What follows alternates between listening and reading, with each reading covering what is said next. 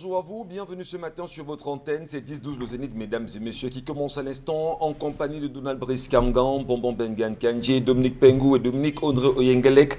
Nous sommes unis pour une belle mission, vous servir jusqu'à midi.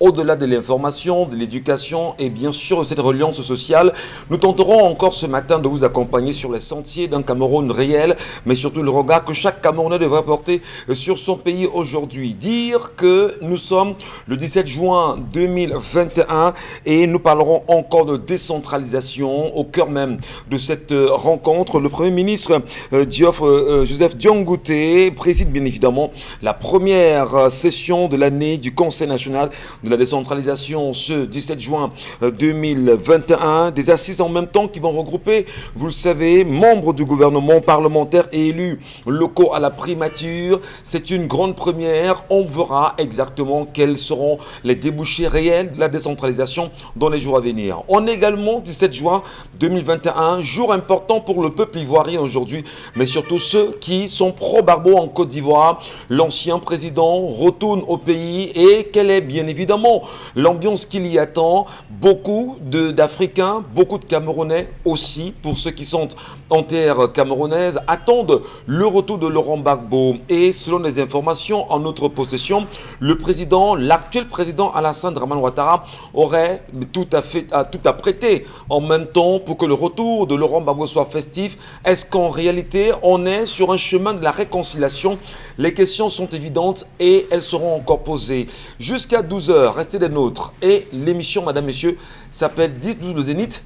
Vous êtes très nombreux. Merci encore de nous laisser vos commentaires, comme cela se doit, sur les plateformes qui sont les vôtres. 10-12 le Zénith sur Facebook ou encore Equinox TV pour vous qui nous y regardez. Bonbon Bengan, bonjour, bienvenue ce matin. Bonjour Monsieur Ngachou Numba, bonjour à vos chers téléspectateurs. Effectivement, le retour du président Gbagbo en Côte d'Ivoire repose le problème fondamental qui c'est réconciliation, non, il n'y en aura pas, selon le vocable de l'Occident.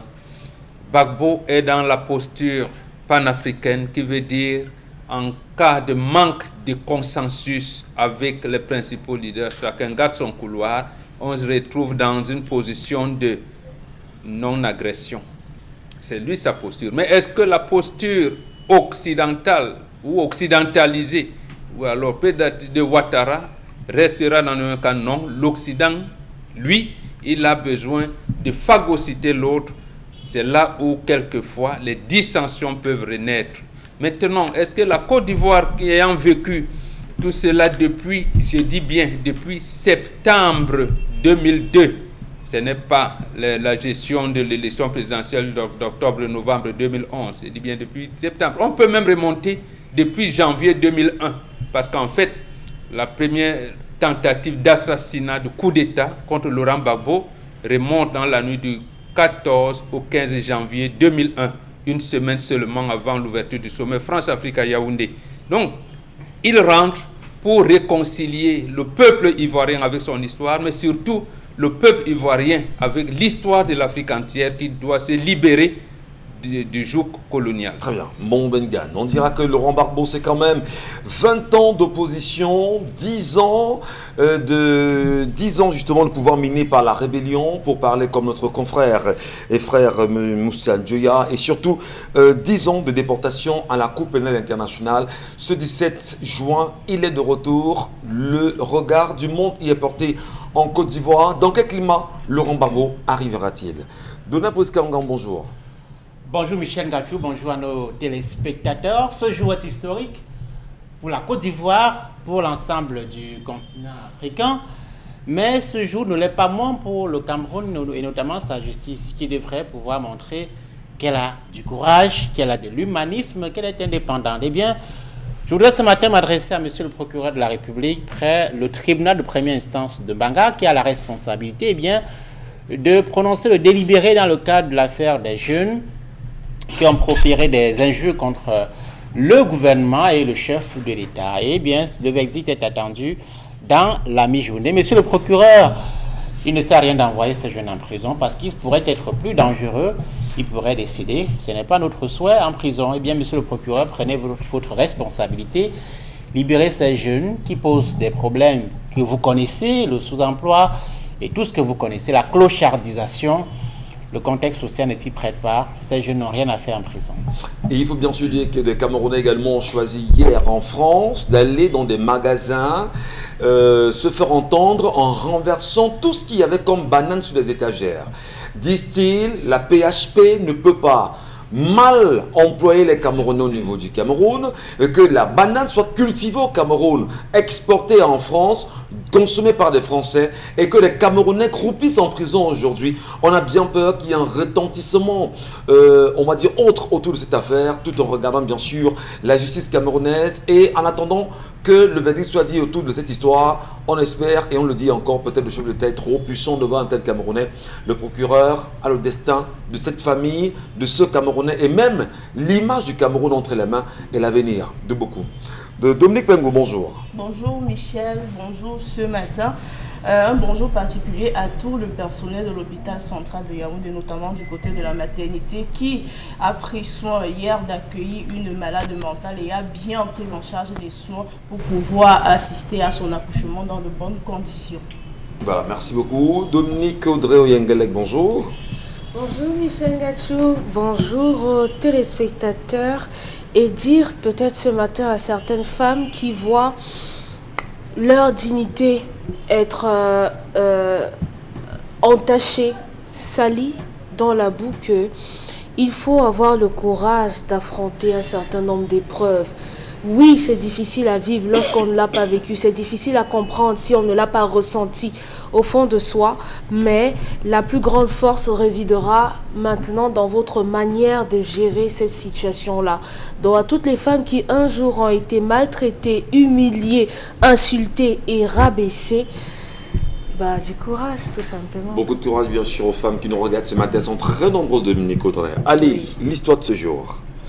On continue avec les femmes. Celle-ci raconte qu'elle est âgée de 24 ans et que son histoire commence alors qu'elle était en classe de terminale. Elle s'est liée d'amour avec son professeur de philosophie qui était âgé à l'époque qui est âgé de 34 ans. J'étais très amoureuse de mon professeur au point où après le bac, toujours dans le cadre de notre relation, il a commencé à me mettre la pression pour que je lui fasse un enfant. Après 2 ans de recherche effrénée, il n'y avait pas de bébé. La pression n'était que encore plus intense. Je lui ai donc exigé des examens à l'hôpital, par exemple, comme on pourrait dire des examens prénuptiaux. Et il m'a dit ce jour-là que lui, ces examens, il les avait déjà faits et qu'il n'avait pas de problème. Donc il ne me restait qu'à moi de lui prouver que je pouvais lui donner un enfant.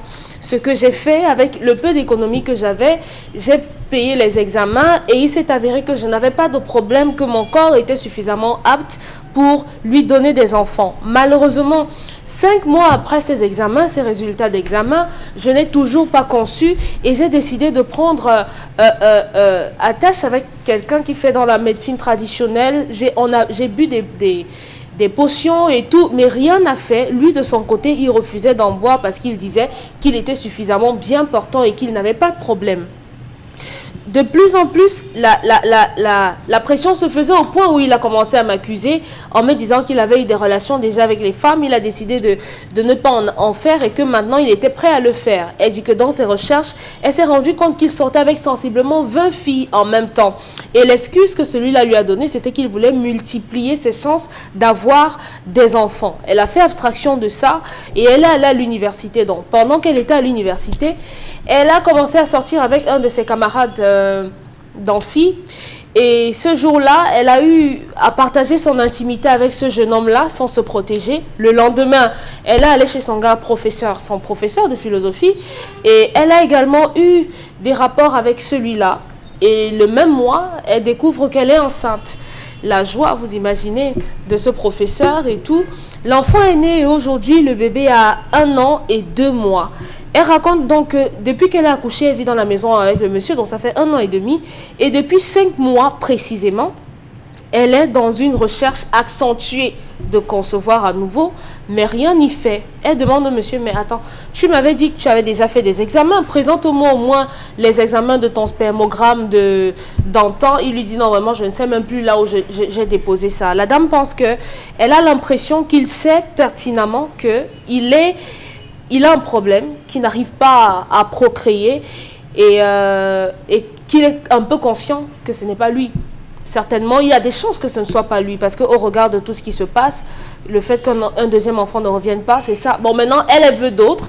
Elle pose la question de savoir, est-ce que je le quitte ou bien est-ce que je vais faire l'enfant dehors et je ramène qu'il assume? Qu'est-ce que je fais? Qu'est-ce qu'elle fait? Elle se suicide. Pourquoi? Voilà.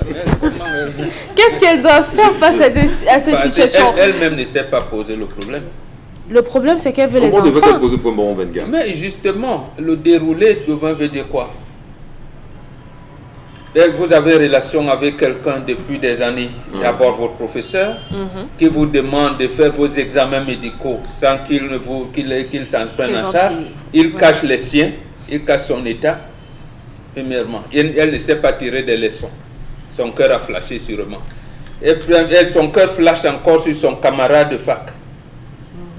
Mais elle fait qu'entretient quand même les relations le même jour. L'enfant vient. Non, 2 jours, l'espace de 2 jours. Bon, c'est 24 heures. Oui. Disons à 16 heures aujourd'hui et 16 heures demain. Qu'est-ce qu'elle pose comme problème?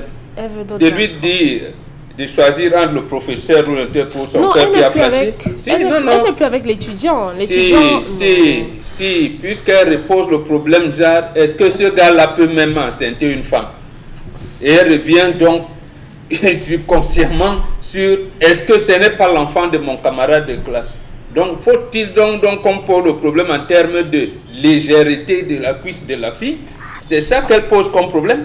Non, parce que justement, quand elle pose des problèmes, il faut savoir, parce que nous autres, on ne va pas débattre des affaires de sans caleçon tout le temps. Même si c'est de ça qu'il s'agit, il faut quand même un certain ordonnancement pour savoir où est le problème. Elle qui est en fac, elle a quand même fait philo. Moi, je n'ai pas atteint ce niveau. Mais il y a ce qu'on appelle la problématique. Qu'est-ce qu'elle veut poser comme problème? Comme problème. Pour un homme avec qui elle est restée longtemps, qui n'arrive pas à l'enceinte, qui ne lui présente pas des examens médicaux, qui ne lui donne même pas un appui financier pour faire des biens. Donc, attendez, il faut quand même qu'elle soit organisée. Apparemment, elle a fait philo. Mais bon, nous les indigènes, apparemment, on réfléchit plus que ceux qui ont fait philo. Alors, vous estimez qu'elle n'a pas posé le problème? Elle n'a même pas encore posé le problème parce qu'elle ne sait pas. Mais fondamentalement, quand même... Elle n'a pas d'aventure en mésaventures. Mais qu'est-ce qu'elle veut réellement?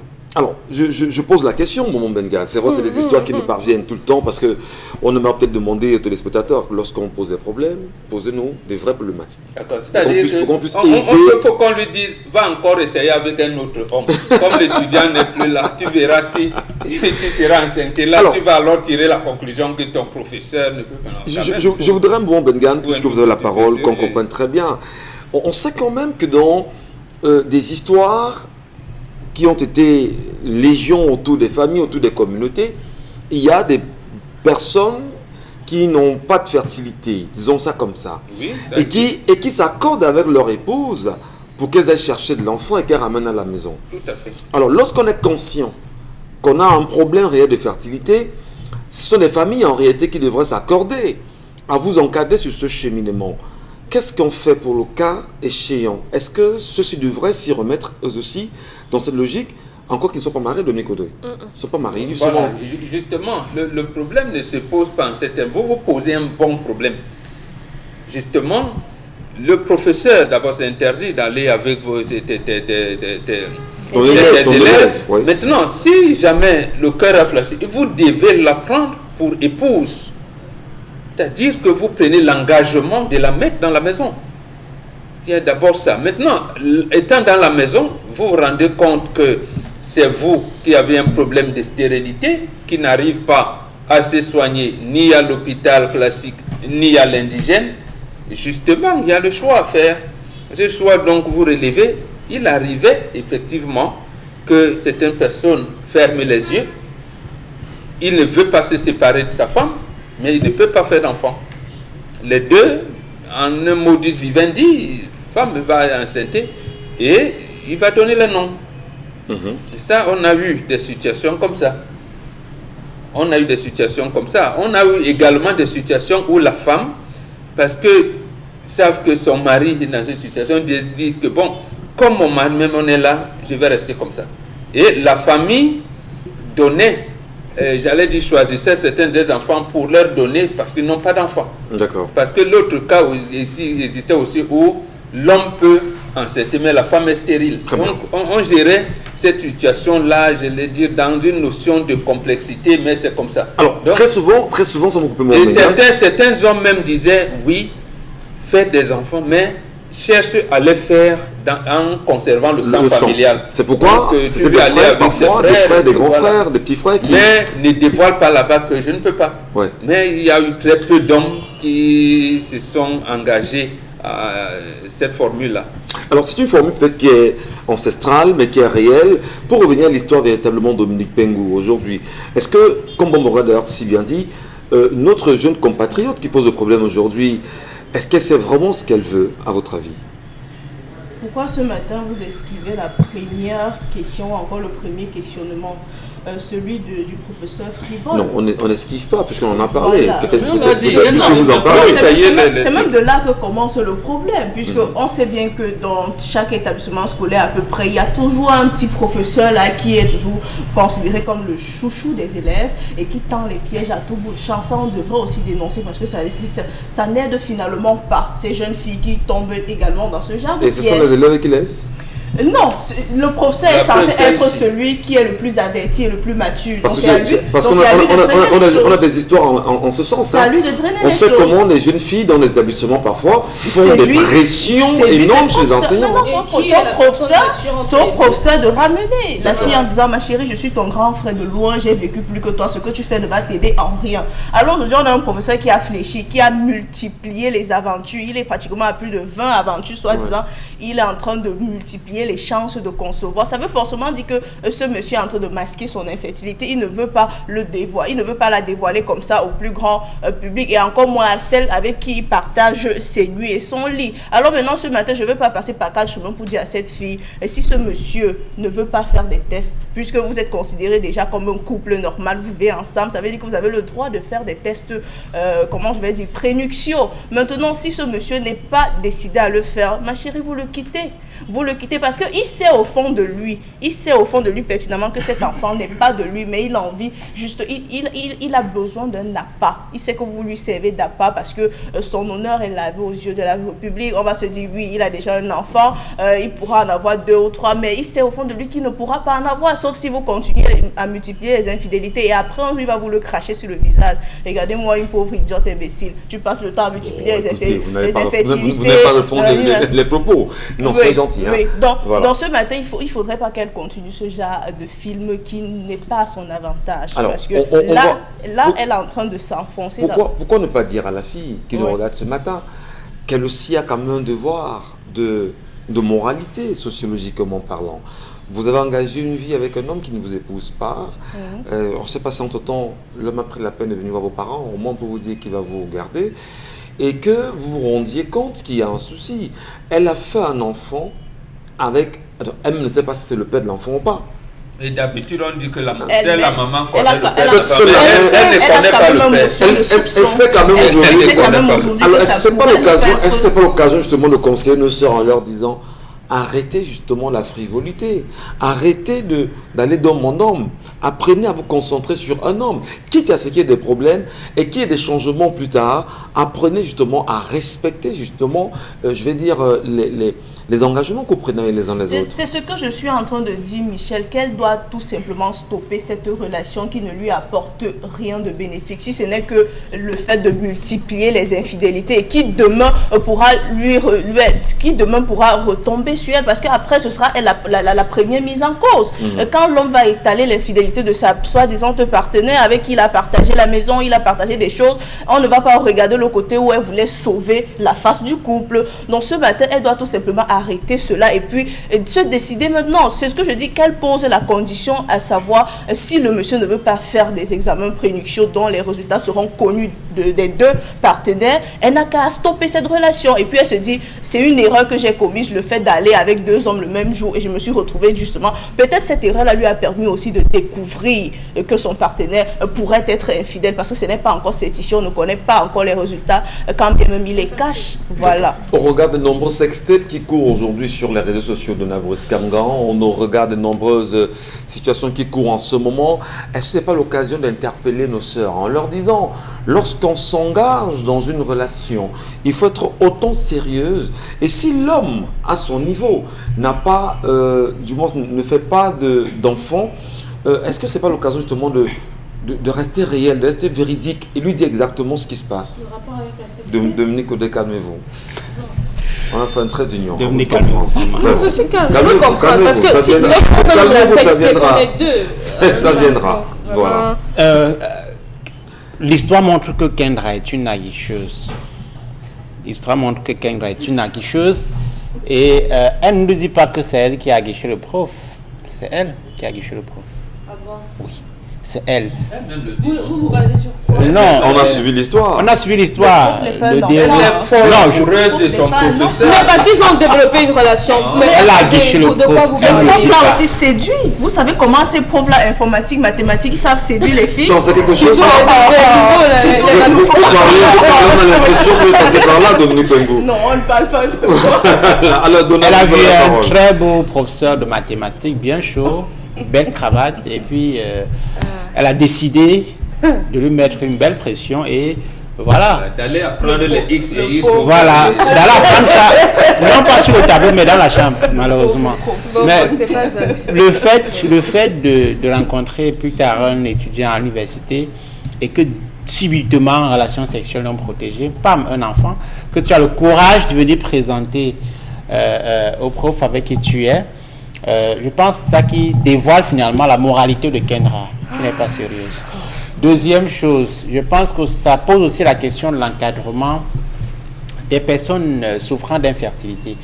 Le plus souvent, on a peur de dévoiler cela, mais aussi d'assumer ça comme étant une sorte de destin lorsque ce n'est pas traitable. Mais puisque c'est la jeune fille qui nous pose le problème, je pense que en première, deuxième année fac, on est relativement encore jeune. Elle a le temps de se remettre en question, de refaire sa vie et finalement de se dire cette vie que je mène depuis et qui peut-être lui permet d'avoir quelques billets quelques coupures de francs CFA à la fin du mois, que ce n'est pas une bonne vie, ce n'est pas un bon chemin. Il est temps de changer de chemin. Qu'est-ce qu'on lui dit ce matin? Qu'elle quitte le monsieur? Qu'elle se réengage ailleurs? Parce que je ne sais pas, elle pose, comme on l'a dit, sa problématique un peu ambiguë. Mais qu'est-ce qu'on lui dit? Qu'elle le rencontre et lui dit je sais ce qui ne va pas, qu'elle prenne son courant en lui disant écoute, assume ce qui ne va pas et puis on évolue. Et tu me laisses faire des enfants, donc je reviens à la maison, je comprends pas. Ouais, qu'est-ce qu'on lui dit? Elle a un choix, mais j'ai l'impression que c'est une fille qui a besoin d'enfants et que peut-être qu'avec le temps, elle aime vraiment le prof. Elle peut s'entendre avec lui et faire des enfants d'ailleurs avec son consentement, pourvu que les deux trouvent leur intérêt dans la relation, pourvu que ça dure. Est-ce qu'il y a des caractères héréditaires dans l'infertilité? Je pose la question comme ça bêtement. Je ne sais pas si quelqu'un a une réponse à ça. Non, Oui, ça, oui, on est oui, infertile, bien sûr. on Oui, est des pas- cartes- tout à fait. dans Il y a l'infertilité. des familles où on ne fait pas beaucoup d'enfants. Oui. Oui, ça existe. Homme comme femme. Oui. Oui. Non, je suis pas d'accord. Ça peut pas être héréditaire. Non, il y a des Non, il y a pas des- il y a des- totalement. l'infertilité Beaucoup, hein. l'infertilité Non, non, peut avoir ça peut une pas. origine Pas- héréditaire. L'infertilité. Il y a des infertilités héréditaires Oui. dans les familles. Oui. Voilà. Ça, c'est Ça un existe. mystique. Ça existe. Non, ça n'a rien de Non, mystique. Ça existe des familles où il n'y a pas une abondance en procréation. Ça ne veut pas existe. dire que c'est héréditaire. Naturellement. La procréation découle de quoi? D'un organisme, de la production des ovaires, vraiment. Si un médecin, dites-nous, je vous en prie, de la production des ovaires qui vont devenir et tout ça, et qui vont être croisés à ceci. Donc, je ne vois pas en quoi, si ma mère n'en a pas eu beaucoup, Elle peut vous On le en a transmettre. pas eu. Elle peut Non. vous le transmettre. Tout dépend du nombre je crois que ce sont les follicules que les femmes ont par Oui, tout organisme. ça, c'est donc dans la Ça peut être transmission des héréditaire. gènes. Oui, c'est dans la transmission des gènes, Dominique. C'est plus mystique que... Non, non. que- Non, du c'est moins, très- je préfère me C'est très renseigner. scientifique. forcément, C'est pas très scientifique. Pas forcément. Même il y a des familles où les hommes ont un faible taux en spermatozoïdes. Ouais. Ça se transmet. Ouais. Le père peut avoir souffert de ça et le fils aussi. Absolument. Donc Voilà. ça se transmet. Et je sais pas, moi qui connais un peu les traitements là, dans la médecine douce, il y a des solutions à ça. Oui, absolument. Et ça marche bien. Oui, ça marche bien. Ça marche bien. Il faut seulement On peut en détecter si discuter. c'est naturel ou s'il y a une infection Oui. qui est logée, qui détruit le spermatozoïde. Il faut le savoir. Maintenant, si c'est une infection, oui, on dégage. Mais si c'est naturel, justement, il y a des produits qui vont augmenter le taux. D'accord. de spermatozoïdes. Alors, donc, pour finir, vous condamnez l'acte de l'homme également parce que c'est l'enseignant qui va avec son élève. C'est aussi un problème, non? Oui, Parce que même si l'élève était aguicheuse, tout le monde le sait, mais l'enseignant a le devoir de la protéger et de se protéger lui-même. absolument. C'est pour ça que j'ai parlé de la qualité de ces relations qui pose effectivement problème. Ça ne veut pas dire que les enseignants, un enseignant peut parler avec son élève et puis la relation est sérieuse. Je connais des enseignants qui ont finalement épuisé leurs élèves. Moi également, j'en Et connais. la relation Voilà. est plutôt très sérieuse. Merci beaucoup, Dona Brice. Eh bien, Dominique Audrey, nous parlions, faisons le lien avec la sexté parce qu'on a très peur des aguicheuses. Elles ont la capacité justement d'aller avec vous défilés. Et plus tard, ça se retrouve sur les réseaux sociaux, comme c'est le cas aujourd'hui. On n'en dit pas Les plus. aguicheuses, elles commencent à vous les aguicher aguicheuses, il y en comment? a dans les lycées et collèges.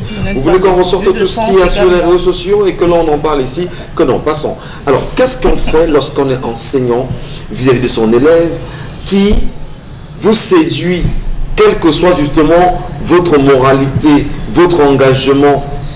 Est-ce qu'on peut pas dire qu'à un moment donné, certaines de nos petites sœurs ont des astuces que nous ignorons et parfois nous tombons dans leur panier? Audrey aurait du mal à dire ça. Vous tombez dans leur panier parce que lorsque vous, jeunes enseignants, arrivez nous trouver au lycée, je préfère me mettre du côté de ces jeunes filles que vous traitez d'aguicheuses avec Donald Brice, lorsque vous arrivez dans vos têtes, vous savez qu'on va au champ. Il y a le maïs abondamment. Donc, tellement vous ne venez pas dans la posture des encadreurs. Vous vous attendez à ça. Généralement, lorsque dans vos quartiers, vous voyez une jeune fille, elle est très bien habillée, le corps est déjà vraiment, ça a subi toutes les mutations. Et le lendemain, vous la voyez en tenue, vous dites, c'est bon ça. Ça veut dire que même si elle est au lycée, elle peut être bonne, elle est déjà mangeable. C'est ce que vous dites au quartier. Et lorsque vous arrivez dans le lycée, vous continuez de regarder ces jeunes filles, non pas comme des personnes, comme vos enfants, peu importe l'âge, mais vous les regardez comme des femmes. C'est ça le problème. Lorsqu'on est enseignant ou bien on est au-dessus de quelqu'un, on doit avoir de la hauteur. Et dire que les élèves aujourd'hui ont la possibilité d'aguicher des enseignants qui ont la chair faible. Vous n'avez pas eu envie de dire ça. Ils ont la chair faible et ils peuvent flancher. Ça veut dire que vous êtes en train d'encenser ceux qui sont à même de violer une femme et de dire qu'on l'a violée parce qu'elle portait une petite tenue. Là, vous Donc exagérez. il n'y a pas de justification. Rien ne l'explique. il y a exagération de Dominique Audrey. Hein. Ça veut dire que Personne vous ne n'avez pas valide. compris. Non. Vous n'avez pas compris. Non, faire une telle, comment dire, faire une telle. Puisque ça ne vous arrange pas. Puisque ça ne vous arrange pas. Justement, donc, ça veut donc dire qu'il y a des enseignants pervers. Généraliser. Ah, mais vous le faites. Non, attention. Ok. Dominique. Il Tant que existe vous ne des gens nuancez pas. pervers, autant des enseignants que des prêtres, des Merci. pasteurs. Ça existe. Merci Il y donc en de a qui nuancer. ne sont pas pervers, mais qui sont faibles, c'est-à-dire que les aguicheuses, Oui. les acteurs, et ils ne résistent pas, ils tombent. Ils Donc tombent. vraiment, ça aussi, vraiment ça faire lancer existe. dans le viol. Mais il y en a qui résistent. On et reste qui dans ne font l'attitude pas justement ça. des aguicheuses. Ça vous choque. Et d'être. Tant que vous ne nuancez pas, on ne pourra pas nuancer en face. Non, Parce que non, si non. vous dites que Non. comment faire avec des élèves qui sont des aguicheuses, vous n'avez nuancé aucun moment en disant qu'il y a des enseignants pervers. Donc attendez-vous à ce que la compréhension des uns et des autres soit erronée et vous allez jeter le propre sur ces jeunes filles qui simplement comme ça subissent des assauts de ces hommes-là. Non, en nuançant justement, Non, on catégorise et puisqu'on est dans le champ de l'instruction et de l'éducation, on rattrape ce qu'il faut Très rattraper. bien. Puisqu'on Vraiment. tire la Donc- société par le haut, donc autant les enseignants, les prêtres que les pasteurs qui, même s'il y a des aguicheuses et ils tombent, on les reproche en leur disant, mon gars, résistez. Donc même à ce moment-là, les filles aguicheuses aussi, on leur dit, ma fille, c'est pas ça, vous avez le temps devant vous. Vous avez justement dit à Dominique, faire en plongeant dans le viol. C'est pareil. Non, c'est pas pareil, Dominique. Non, franchement. Je trouve que c'est pareil. Non, bon, là, c'est mon avis. Je trouve que c'est pareil. Mais c'est votre avis, si justement. vous estimez Le danger, le danger, justement, c'est quoi? C'est qu'il y a des enfants qui nous regardent là ce matin, qui iront séduire les enseignants et qui vont plus tard aller faire des textes en disant qu'il m'a violé. Et pourtant, c'est elles qui sont à l'origine, justement, de cette histoire. Comment ça? Non, on ne fait pas de plonger dans le viol. Parce que le viol, c'est... Non, Michel, vous ne pouvez pas penser pour vous et penser pour moi. Je suis désolée. Vous estimez que les jeunes filles aguichent les professeurs. Le professeur est censé avoir de la hauteur. Absolument. De la hauteur. Si vous n'avez pas de la hauteur, vous êtes responsable de cela. On dit ici que les aînés ont toujours raison. Ça veut dire que dans ce cas... si vous vous êtes fait séduire par, je ne sais pas, vous estimez qu'on a séduit le professeur, ça veut dire que c'est vous, le professeur, qui êtes le problème. Donc, ne dites pas qu'elle a séduit, la chair est faible et elle a flanché de la même façon. Il se prouve que le professeur ici n'est pas un homme, c'est un homme à condamner. Voilà. Un homme à condamner. Tout le monde l'a condamné.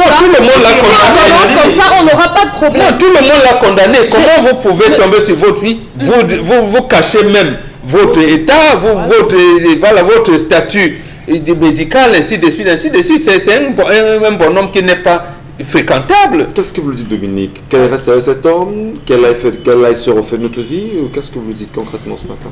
La dame mentionne clairement dans son histoire qu'elle aime son mari. Son mari l'aime également, aime l'enfant et la famille de cet homme l'aime énormément. Dans cette situation, il faudrait beaucoup de tact pour la gérer.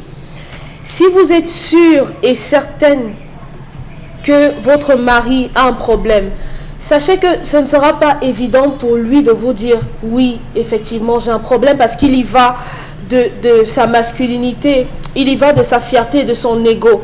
Il faut trouver les moyens, et je le dis constamment, il faudrait que les femmes apprennent à ménager les hommes d'une certaine façon parce que s'ils savent ou bien s'ils sentent qu'ils vont être blessés dans leur amour propre, ils auront des difficultés à s'exprimer normalement.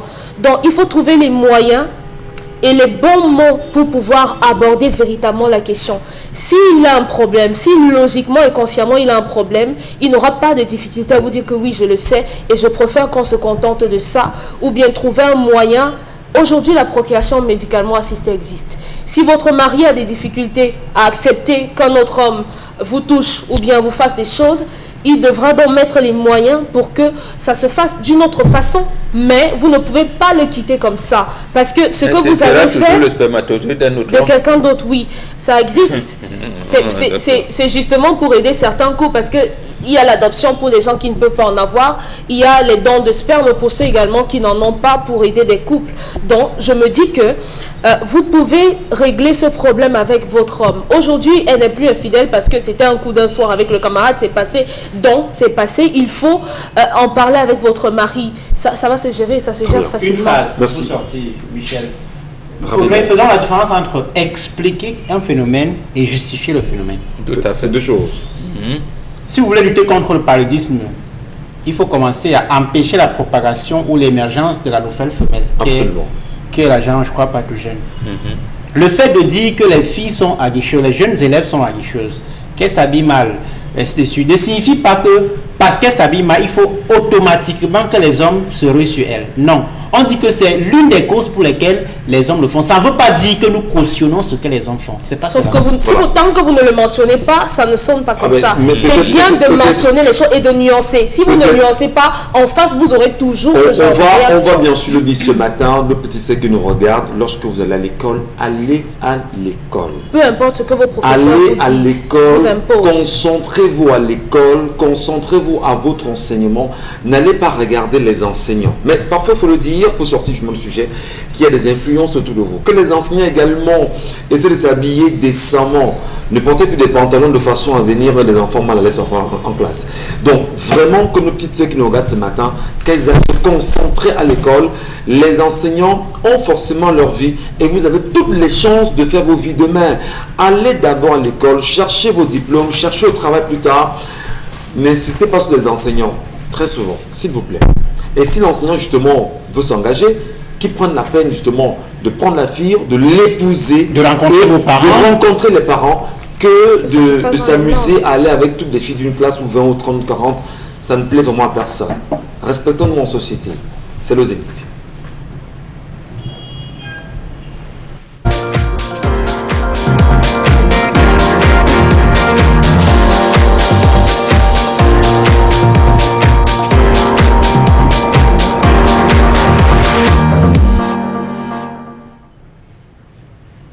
J'interpelle la conscience nationale ce matin sur l'exploitation abusive du bois au Cameroun. L'espace forestier camerounais s'étend sur 22 millions d'hectares. Cela représente 46% de la superficie globale de notre pays. Dans le bassin du Congo, c'est 11% du massif forestier et le troisième massif forestier après la RDC et le Gabon. Mais la pression croissante sur les forêts est telle que le pays est parmi ceux dont les ressources forestières sont des plus menacées dans le bassin du Congo. L'exploitation abusive du bois au Cameroun a atteint un niveau où il est clairement à craindre des conflits d'ampleur plus inquiétante que ceux que l'on observe dans nos bassins de production aujourd'hui. Ce à côté des autres conséquences sur l'environnement, la santé et l'accès aux ressources de la biodiversité. Diverses causes expliquent cette pression exponentielle sur nos ressources forestières. Poussées par l'appât du gain et la volonté de nourrir les industries en matières premières, les compagnies forestières étrangères ne font plus aucun mystère de leurs ambitions de raser complètement les hectares de forêt qu'elles exploitent souvent en violation flagrante des dispositions légales et réglementaires qui gouvernent ces secteurs.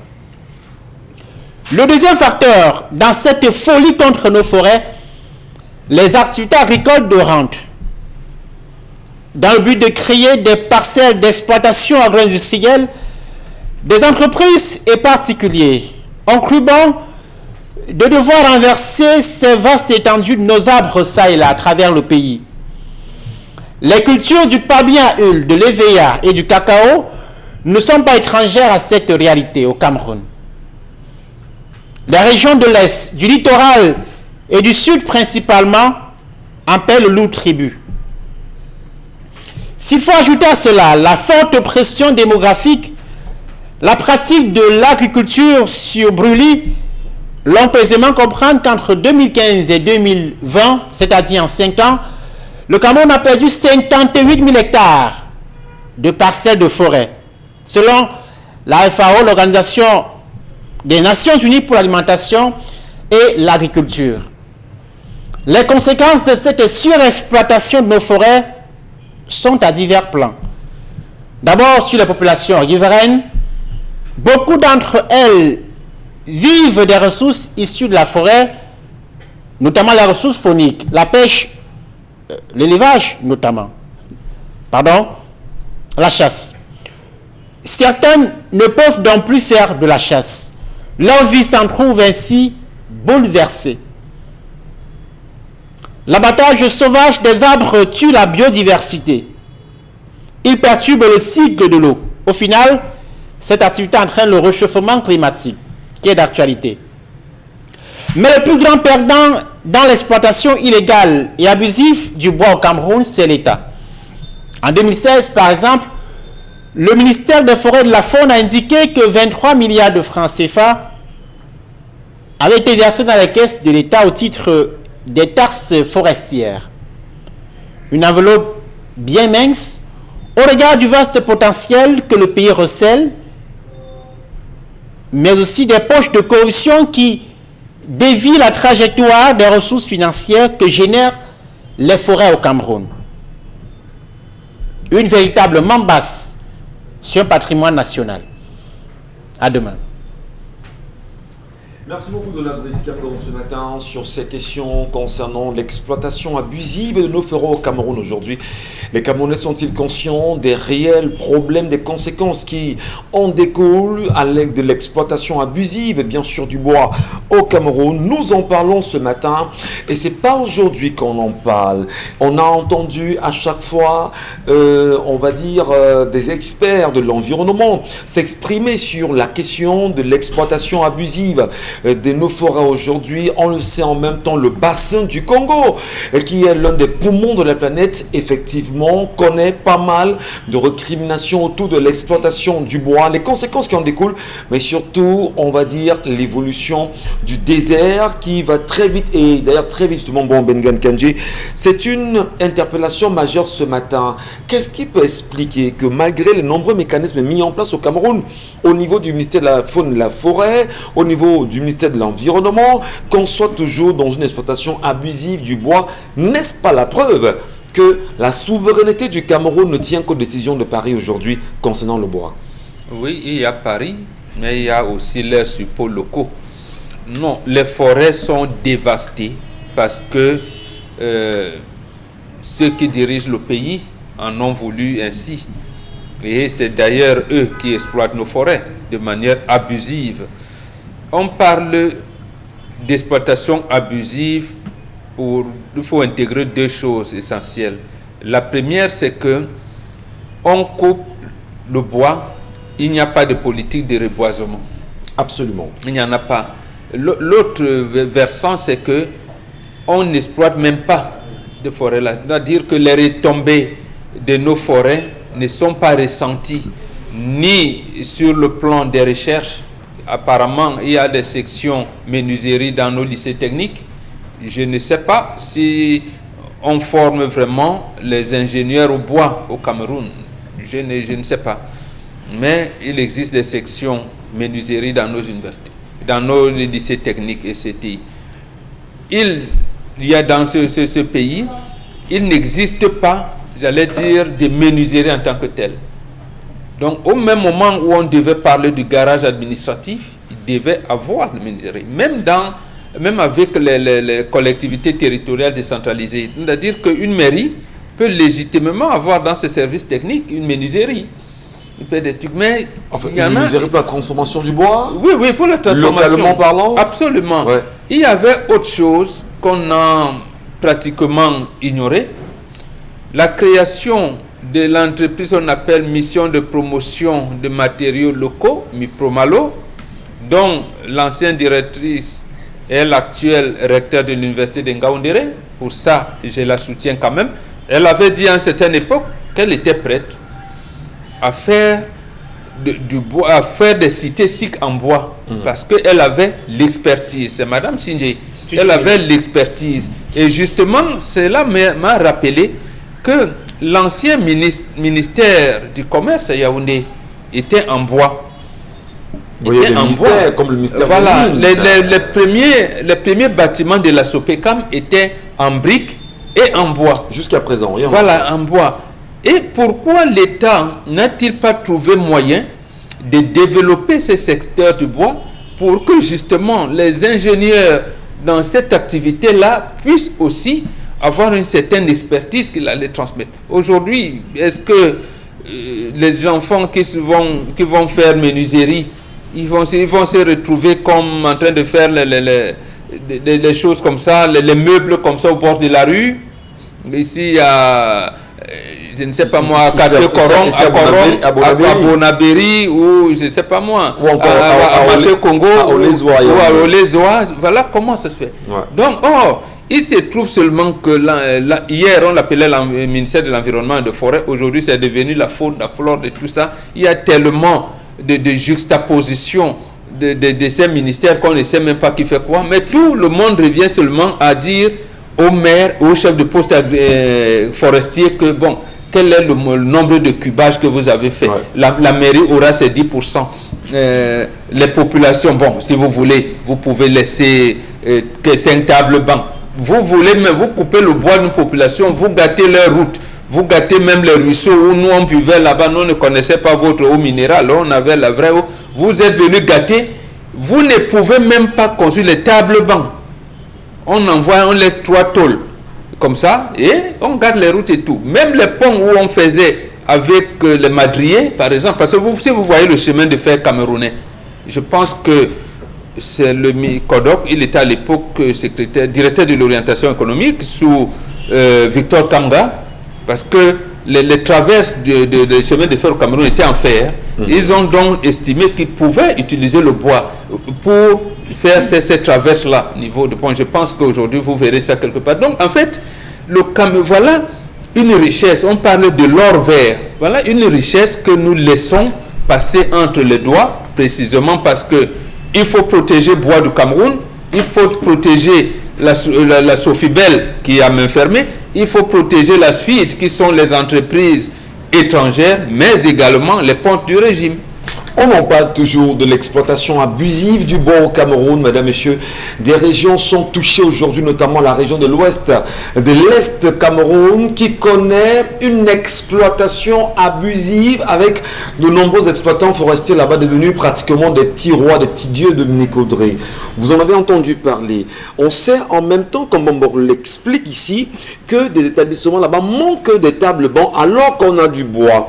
On exploite le bois, on n'a pas de route et on se fout carrément des conséquences qui peuvent bien sûr être liées, on va dire, à la destruction de la couche d'ozone, la progression du désert naturellement, et la déforestation, les scandales qui vont avec au fur et à mesure. Qu'est-ce qu'on peut faire de votre avis, à votre avis, pour stopper la saignée, interpeller l'État davantage à prendre ses responsabilités, ou même d'interpeller les populations à réagir pour défendre leur environnement? À ce niveau, je crois qu'on devrait interpeller les différentes communes, les différents maires, parce qu'il y a une redevance forestière qui est reversée. 40% aux communes et 10% aux riverains. Dans le fonctionnement des communes, ils ont un certain nombre de prérogatives qu'ils devraient, des choses sur lesquelles les communes devraient travailler. Et avec l'apport des différentes forêts, des différents bois coupés et autres, on devrait avoir une certaine explosion, une certaine expansion, un certain développement dans ces localités dotées de forêts et de bois.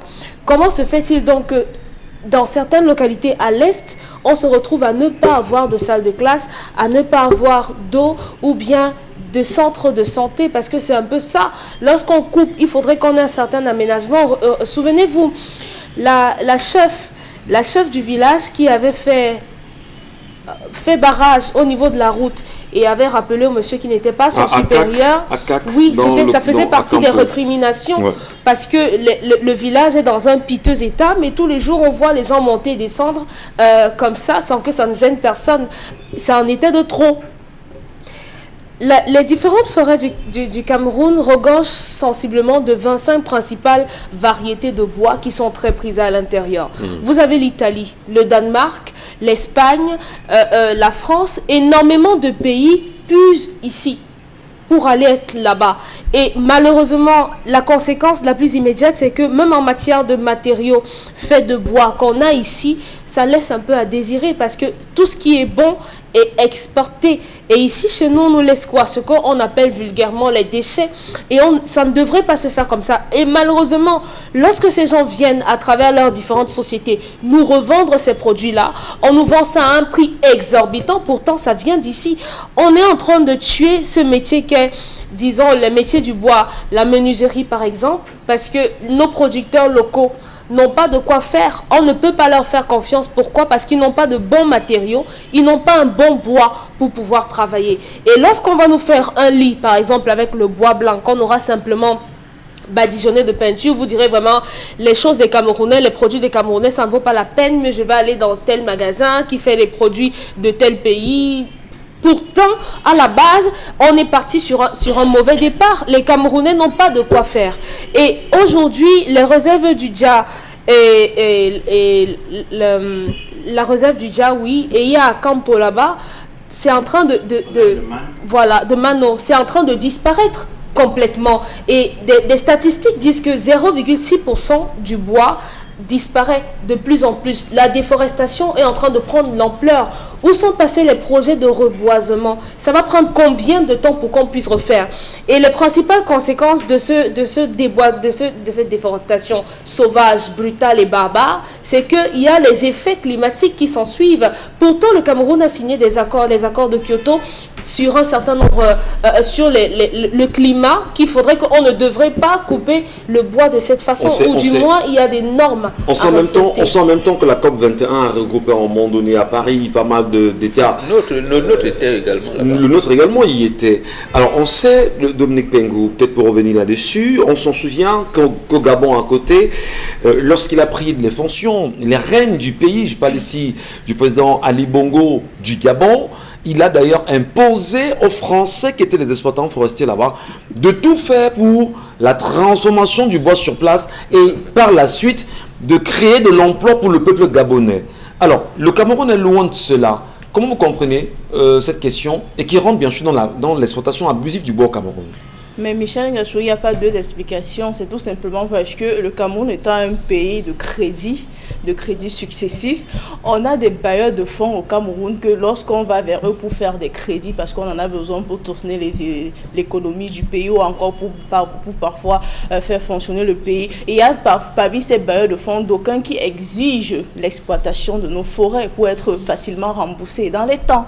Donc maintenant, c'est le pourquoi l'État camerounais, je pense que n'a pas envie de mieux suivre ou encore n'a pas envie de mieux informer la population sur comment se déroule le côté forestier au Cameroun, parce que ces accords sont tout simplement faits pour arranger celui qui est créditaire et celui qui emprunte du crédit. Donc on a ces bailleurs de fonds parfois qui exigent le fait d'exploiter et qui exploitent de façon abusive nos forêts parce qu'ils veulent être remboursés. On a également, même dans nos forêts, parfois il y a des fonctionnaires locaux qui s'arrangent avec quelques entreprises forestières, peut-être parfois étrangers, qui de façon frauduleuse ont des accords et qui vont les permettre comme ça à ces entreprises-là de venir exploiter les forêts, et en contrepartie ces fonctionnaires locaux qui auront un peu de quoi mettre dans leur poche. Cela n'est forcément pas connu aux yeux de l'État ou encore du ministère qui est en charge, parce que ça n'est pas l'occasion justement de dire en même temps que le Parlement camerounais devrait se pencher sur une question pareille pour que...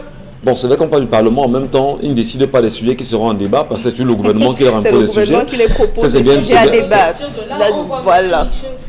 Il n'est pas au Parlement, mais il pose des questions. Alors, est-ce que ce n'est pas l'occasion de dire qu'il faut créer de l'emploi pour les Camerounais à partir du bois camerounais, qui est la transformation au pays, et que beaucoup nous ont dit quand même dans les livres d'histoire, on ne le dit peut-être pas ouvertement, que la moitié du bois camerounais appartiendrait à Valéry Giscard d'Estaing, le français. Non, une grande partie de la forêt à l'est. À l'est appartiendrait à Valéry Giscard d'Estaing. Donc on va dire que Paris décide toujours jusqu'à présent. Est-ce qu'on peut faire quelque chose pour faire fléchir et faire valoir notre souveraineté? Naturellement, on peut faire quelque chose justement en passant par les parlementaires, parce que ce sont les mieux placés. Ce sont les mieux placés pour contrôler ce qui se passe dans un pays, dans un État.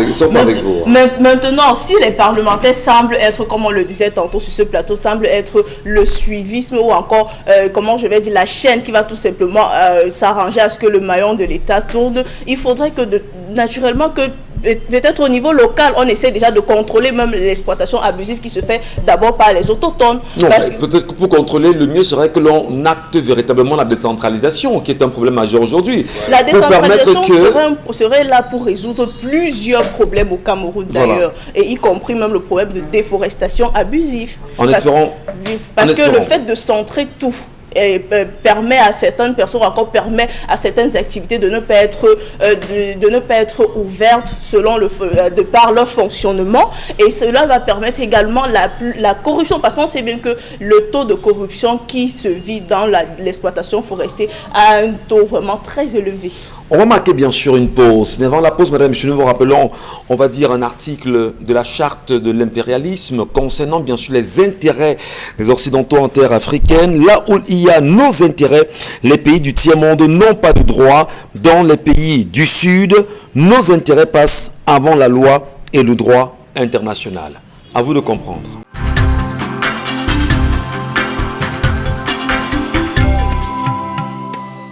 Merci à tous, merci à vous, merci de nous retrouver à l'instant sur votre antenne, mesdames et messieurs. Nous poursuivons cette édition de 10-12 le Zénith avec vous en même temps et on salue tous ceux qui nous regardent à l'Est Cameroun ce matin. Bien de choses à vous là-bas. Le regard que nous portons sur l'exploitation abusive à l'Est Cameroun, le regard que nous portons en même temps sur l'attitude des exploitants forestiers là-bas, le regard que nous portons sur les revendications légitimes et permanentes des populations, le regard que nous portons sur la gestion de nos forêts dans la globalité à travers les politiques mises en place par le renouveau, le regard en même temps que nous portons sur les effets climatiques aujourd'hui sur la planète et bien sûr dans le bassin du Congo. Les questions sont évidentes, on ne cesserait bien évidemment de se les poser. Avant de revenir, on va quand même faire un pied sur cette actualité qui depuis des jours semble passer inaperçue. Si on le sait quand même, le ministère de la fonction publique et de la réforme administrative est revenu cette année 2021 en ce qui concerne les postes à pouvoir à un peu plus de 1500 postes à pouvoir comparativement à l'année dernière 2020 où nous étions à plus de 3700 postes. Ne pas vous le dire qu'en 2018 on était à un peu plus de 5411 postes et en 2019 un peu plus de 5400 postes également. Qu'est-ce qui peut expliquer cette baisse drastique? On l'a entendu, le ministre de la réforme, le ministre de la fonction publique et de la réforme administrative, Joseph Lé, a fait savoir à travers une sortie qu'il y a eu également ces effets néfastes du Covid-19 qui obligent l'État à réduire à la fois les effectifs au sein de l'administration et au sein des recrutements qui devraient être opérés. Alors, une question évidente aujourd'hui, l'État camerounais ne peut-il pas véritablement réduire son train de vie? L'État camerounais ne peut-il pas revoir les nombreux salaires octroyés aux directeurs généraux en passant par les directeurs généraux adjoints et tous les cadres d'administration qui pour beaucoup sont dans les plus d'1 million de francs CFA au Cameroun? Ça peut choquer en même temps. Qu'est-ce qu'on dit des nombreux bons, des carburants, des missions fictives? Aujourd'hui, le Cameroun devrait-il rester dans cette logique? Alors, autre question, comment comprendre que le chef de l'État, Paul Biya, qui a toujours promis aux Camerounais de tout faire pour amener le pays vers l'émergence 2035, lui-même aujourd'hui soit incapable de recruter des Camerounais, ne serait-ce qu'au sein de la fonction publique pour permettre au Cameroun d'aller de l'avant? Et question évidente, la fonction publique produit-elle véritablement? N'est-ce pas l'occasion aujourd'hui de s'ouvrir et de donner plus d'ouverture à, on va dire, à l'entrepreneuriat camerounais pour lui permettre d'aller de l'avant et l'encourager et la motiver? On en parle, madame, monsieur, ce matin. Sur cette question, 2 mots. Il faut que la fonction publique rationalise ses effectifs. Vous savez que si on s'en tient aux chiffres officiels, on est en deçà de la moyenne africaine en matière de taille de la fonction publique, mais il se trouve simplement qu'il y a beaucoup de gens qui touchent l'argent de l'État sans rien faire, sans travailler. Des gens qui sont là en retraite, des gens qui sont décédés et dont les familles, les proches, les amis continuent à toucher l'argent. Les gens qui sont partis, qui sont plus au Cameroun, mais qui perçoivent l'argent à la fin du mois pour le compte de l'État. Tout ça, c'est du gaspillage. C'est d'abord cette question de l'assainissement et un sérieux dans l'assainissement qui est la question aujourd'hui centrale. Allez, au-delà de cette question de la Brice Kamga, nous poursuivons avec vous, madame, monsieur, cette émission. On le sait, la toile est en mouvement depuis hier. La toile vibre depuis hier. Et on se demande, qu'est-ce qui se passe sur les réseaux sociaux? Est-ce qu'on est passé du cap de l'éducation, de l'information, de la sensibilisation, de la reliance sociale, de l'interpellation à une promotion du sexe aujourd'hui sur les réseaux sociaux? Depuis hier également, des confrères de la presse sont touchés à travers ce qui a été répandu sur la toile. Au-delà de Paul Tuta, au-delà de Martin Kamumim, on se demande qu'est-ce qui se passe dans les têtes des Camerounais aujourd'hui. En faisant un post ce matin, je me suis demandé, est-ce que les Camerounais n'ont pas mieux à faire? Allez vous inscrire peut-être sur les listes électorales au moins, parce qu'il faut rappeler qu'à travers en août prochain, les inscriptions seront fermées sur les listes électorales. Il y a quand même l'avenir du Cameroun à rechercher. Que les Camerounais s'arrêtent sur des choses pareilles, de toutes les façons, on en parlera. Pour conclure, Donald Brice, concernant l'exploitation forestière au Cameroun, qu'est-ce qu'on peut dire? Qu'est-ce qu'il faut faire? Qui interpeller? Qui toucher pour arrêter l'abus au niveau de nos forêts dans ce pays? Il faut toucher nos dirigeants, les ministères en charge de ces secteurs-là, les élites des régions où l'exploitation forestière est abusive, puisque les complicités sont établies. Plusieurs enquêtes du FODER, Forêt et Développement du Cameroun, le disent. Au-delà des questions qui ont été soulevées par Bombok, je voudrais signaler les manœuvres qui sont mises en œuvre et qui ont été identifiées par les autorités elles-mêmes dans un rapport publié par le ministère des Finances. Il se trouve que plusieurs compagnies forestières mineures, c'est-à-dire sous-estiment le chiffre d'affaires. Vous savez que c'est à partir du chiffre d'affaires que l'État prélève ce qu'on appelle la RFA, la redevance forestière annuelle. Lorsqu'une entreprise sous-estime son chiffre d'affaires, ça lui permet de payer très en deçà de ce qu'elle doit normalement payer. Deuxième chose, beaucoup de ces entreprises-là ne paient même pas de RFA, de redevance annuelle forestière, avec la complicité des officiels une fois de plus. Ce sont des pertes pour les populations riveraines, ce sont des pertes pour les communes qui doivent pouvoir bénéficier de ces fonds-là pour impulser le développement au niveau local. Dernière chose, le Cameroun a pris une loi, je crois, en 2015, qui interdit les exportations des grumes. Les grumes sont des essences particulières dont le Cameroun souhaite limiter les exportations pour pouvoir booster cette industrie locale du bois. Vous savez que, et ça c'est un autre scandale, dans la plupart de nos administrations, les meubles, vous êtes souvent arrivé dans les salles d'accueil, dans les services publics, vous voyez que les meubles qui sont là sont des meubles qui sont importés. Un gros scandale dans un pays qui est le 3e massif forestier du bassin du lac Tchad. Donc, tout cela sont des questions qui doivent être adressées et des questions que les autorités connaissent, maîtrisent très bien, mais comme cela permet d'avoir des avantages. Des marches ça et là, on maintient cette exploitation, ce flot de l'exploitation forestière. Je voudrais, pour sortir, dire que le secteur du bois est le 3e contributeur officiellement hors recette de l'État, après l'agriculture et le pétrole, mais si on voit les montants qui sont déversés dans les caisses de l'État, c'est très en deçà de notre potentiel réel. Merci beaucoup Donald Brice Kamgan, merci à vous. Dans un instant, les nombreuses réactions sur la toile, mais le regard que nous portons en même temps sur les sujets, développés depuis ce matin. Nous vous écoutons Dominique Audrey-Oyengelek. Que nous disent nos téléspectateurs? Ils disent beaucoup de choses. Stéphie Kohl dit les Camerounais et la chair, le cher. Ils ont le souci du terme grossesse que des maladies sexuellement transmissibles. Quelqu'un te dit qu'il a fait des tests et tu crois sans avoir vu les résultats. C'est certainement une interrogation que beaucoup de jeunes filles devraient avoir, du moins celles qui sont sexuellement actives. Qu'est-ce qu'il fallait faire? Y aller ensemble, faire ces tests ensemble? Ou bien demander, qu'on vous présente les tests préalablement faits, vous regardez les dates mentionnées, et parce qu'on peut vous brandir un truc qui date de 5 ans avant, et beaucoup de choses ont pu se passer ensuite. D'accord. Oui, Mélanine Queen. C'est notre malheur d'avoir des terres trop riches en ressources. On aurait eu des sols avec rien dedans et qu'on n'aurait pas de problème. Tiako Tchou Raymond Pierre, cette fille a des doutes pour la fertilité de son homme parce que avec le temps, elle doute de la paternité de son enfant. Son homme doit lever le doute car c'est lui l'énigme. La fille en joue plutôt le doute.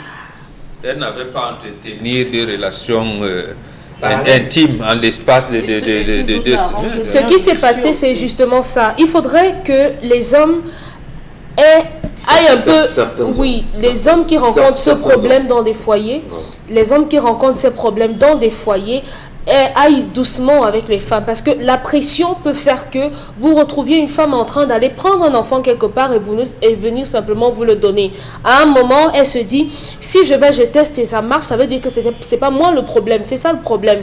Et d'autres vont même plus loin et volent les enfants simplement du fait de la pression. Donc, on peut mettre la pression, mais on s'arrange à ce que ça se fasse dans le bon sens.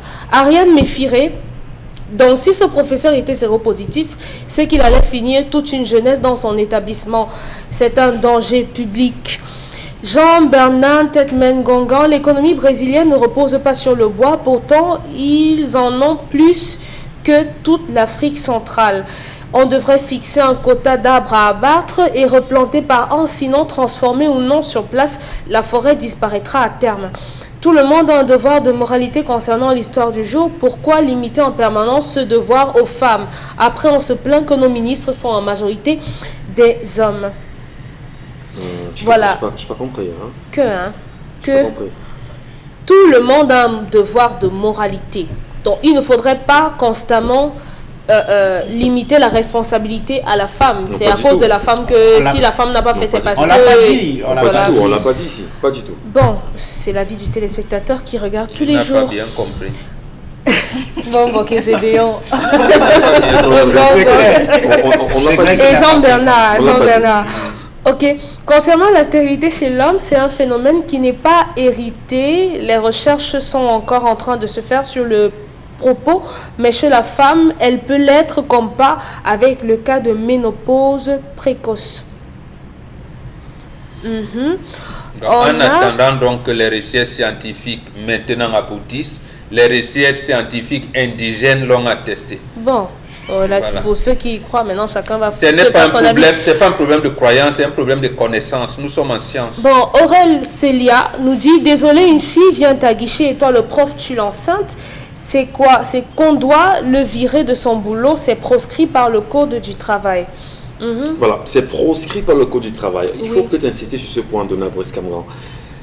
Je dis, on a des frères qui sont des enseignants, qui nous racontent ce qu'ils vivent en longueur de journée dans les établissements. Quand bien même vous mettez des barrières avec les élèves, et il vous dit qu'il dispense des cours de la 4e en terminale. Et il vous rappelle que le plus de tentations qu'il a dans ces établissements, c'est en classe de 3e. Vous imaginez les enfants de classe de 3e qui viennent quand même tout faire pour séduire leurs enseignants. Je n'ai pas mis la 3e. Est-ce qu'il n'y a pas une formule aujourd'hui pour amener les parents à bien veiller sur leurs enfants à la maison avant qu'ils n'aient à l'école? Peut-être des conseils le matin, peut-être parler à l'enfant le matin. Et certainement, concernant des établissements, le conseil des professeurs, qu'il y ait un suivi permanent pour qu'on puisse protéger nos enfants qui sont des quartiers et viennent dans les établissements. Bon, moi, d'abord, je voulais réagir sur un message d'un téléspectateur. Qu'est-ce qui est proscrit par le code du travail? Dans relations- cette- Sauf que Ben, la il n'a relation pas, entre enseignants et il l'a pas les mise enceinte alors qu'elle était Non, encore élève. je Voilà. parle- c'est pour ça qu'il faut Merci. il faut faire attention. Je pense que le code pénal qui parle de harcèlement et quelque Voilà. chose comme Avec ça, mineur. ce n'est pas le code du travail, à moins que je me trompe. Et puis, je n'ai pas encore entendu qu'un professeur a épousé son élève et qu'on l'a poursuivi en justice. Non, pas du tout. Voilà. Pas du C'est le tout. harcèlement. C'est-à-dire que si tu la dragues, elle ne veut pas, il faut la laisser. C'est cette pression morale que tu peux mettre éventuellement sur elle qui peut faire en sorte que on intente un procès contre toi. Mais je dis, il y a des familles qui sont fondées sur la base des relations prof-élève. Même si, à première vue, on peut avoir l'impression que ce sont des relations coupables. Non, il suffit que ces relations aient une base solide et sérieuse. Et il y en a. D'accord. Et sur la question justement de l'attitude à avoir vis-à-vis des élèves, est-ce que c'est les parents qui devraient peser de leur poids en disant aux enfants, vous sortez de la maison pour aller à l'école.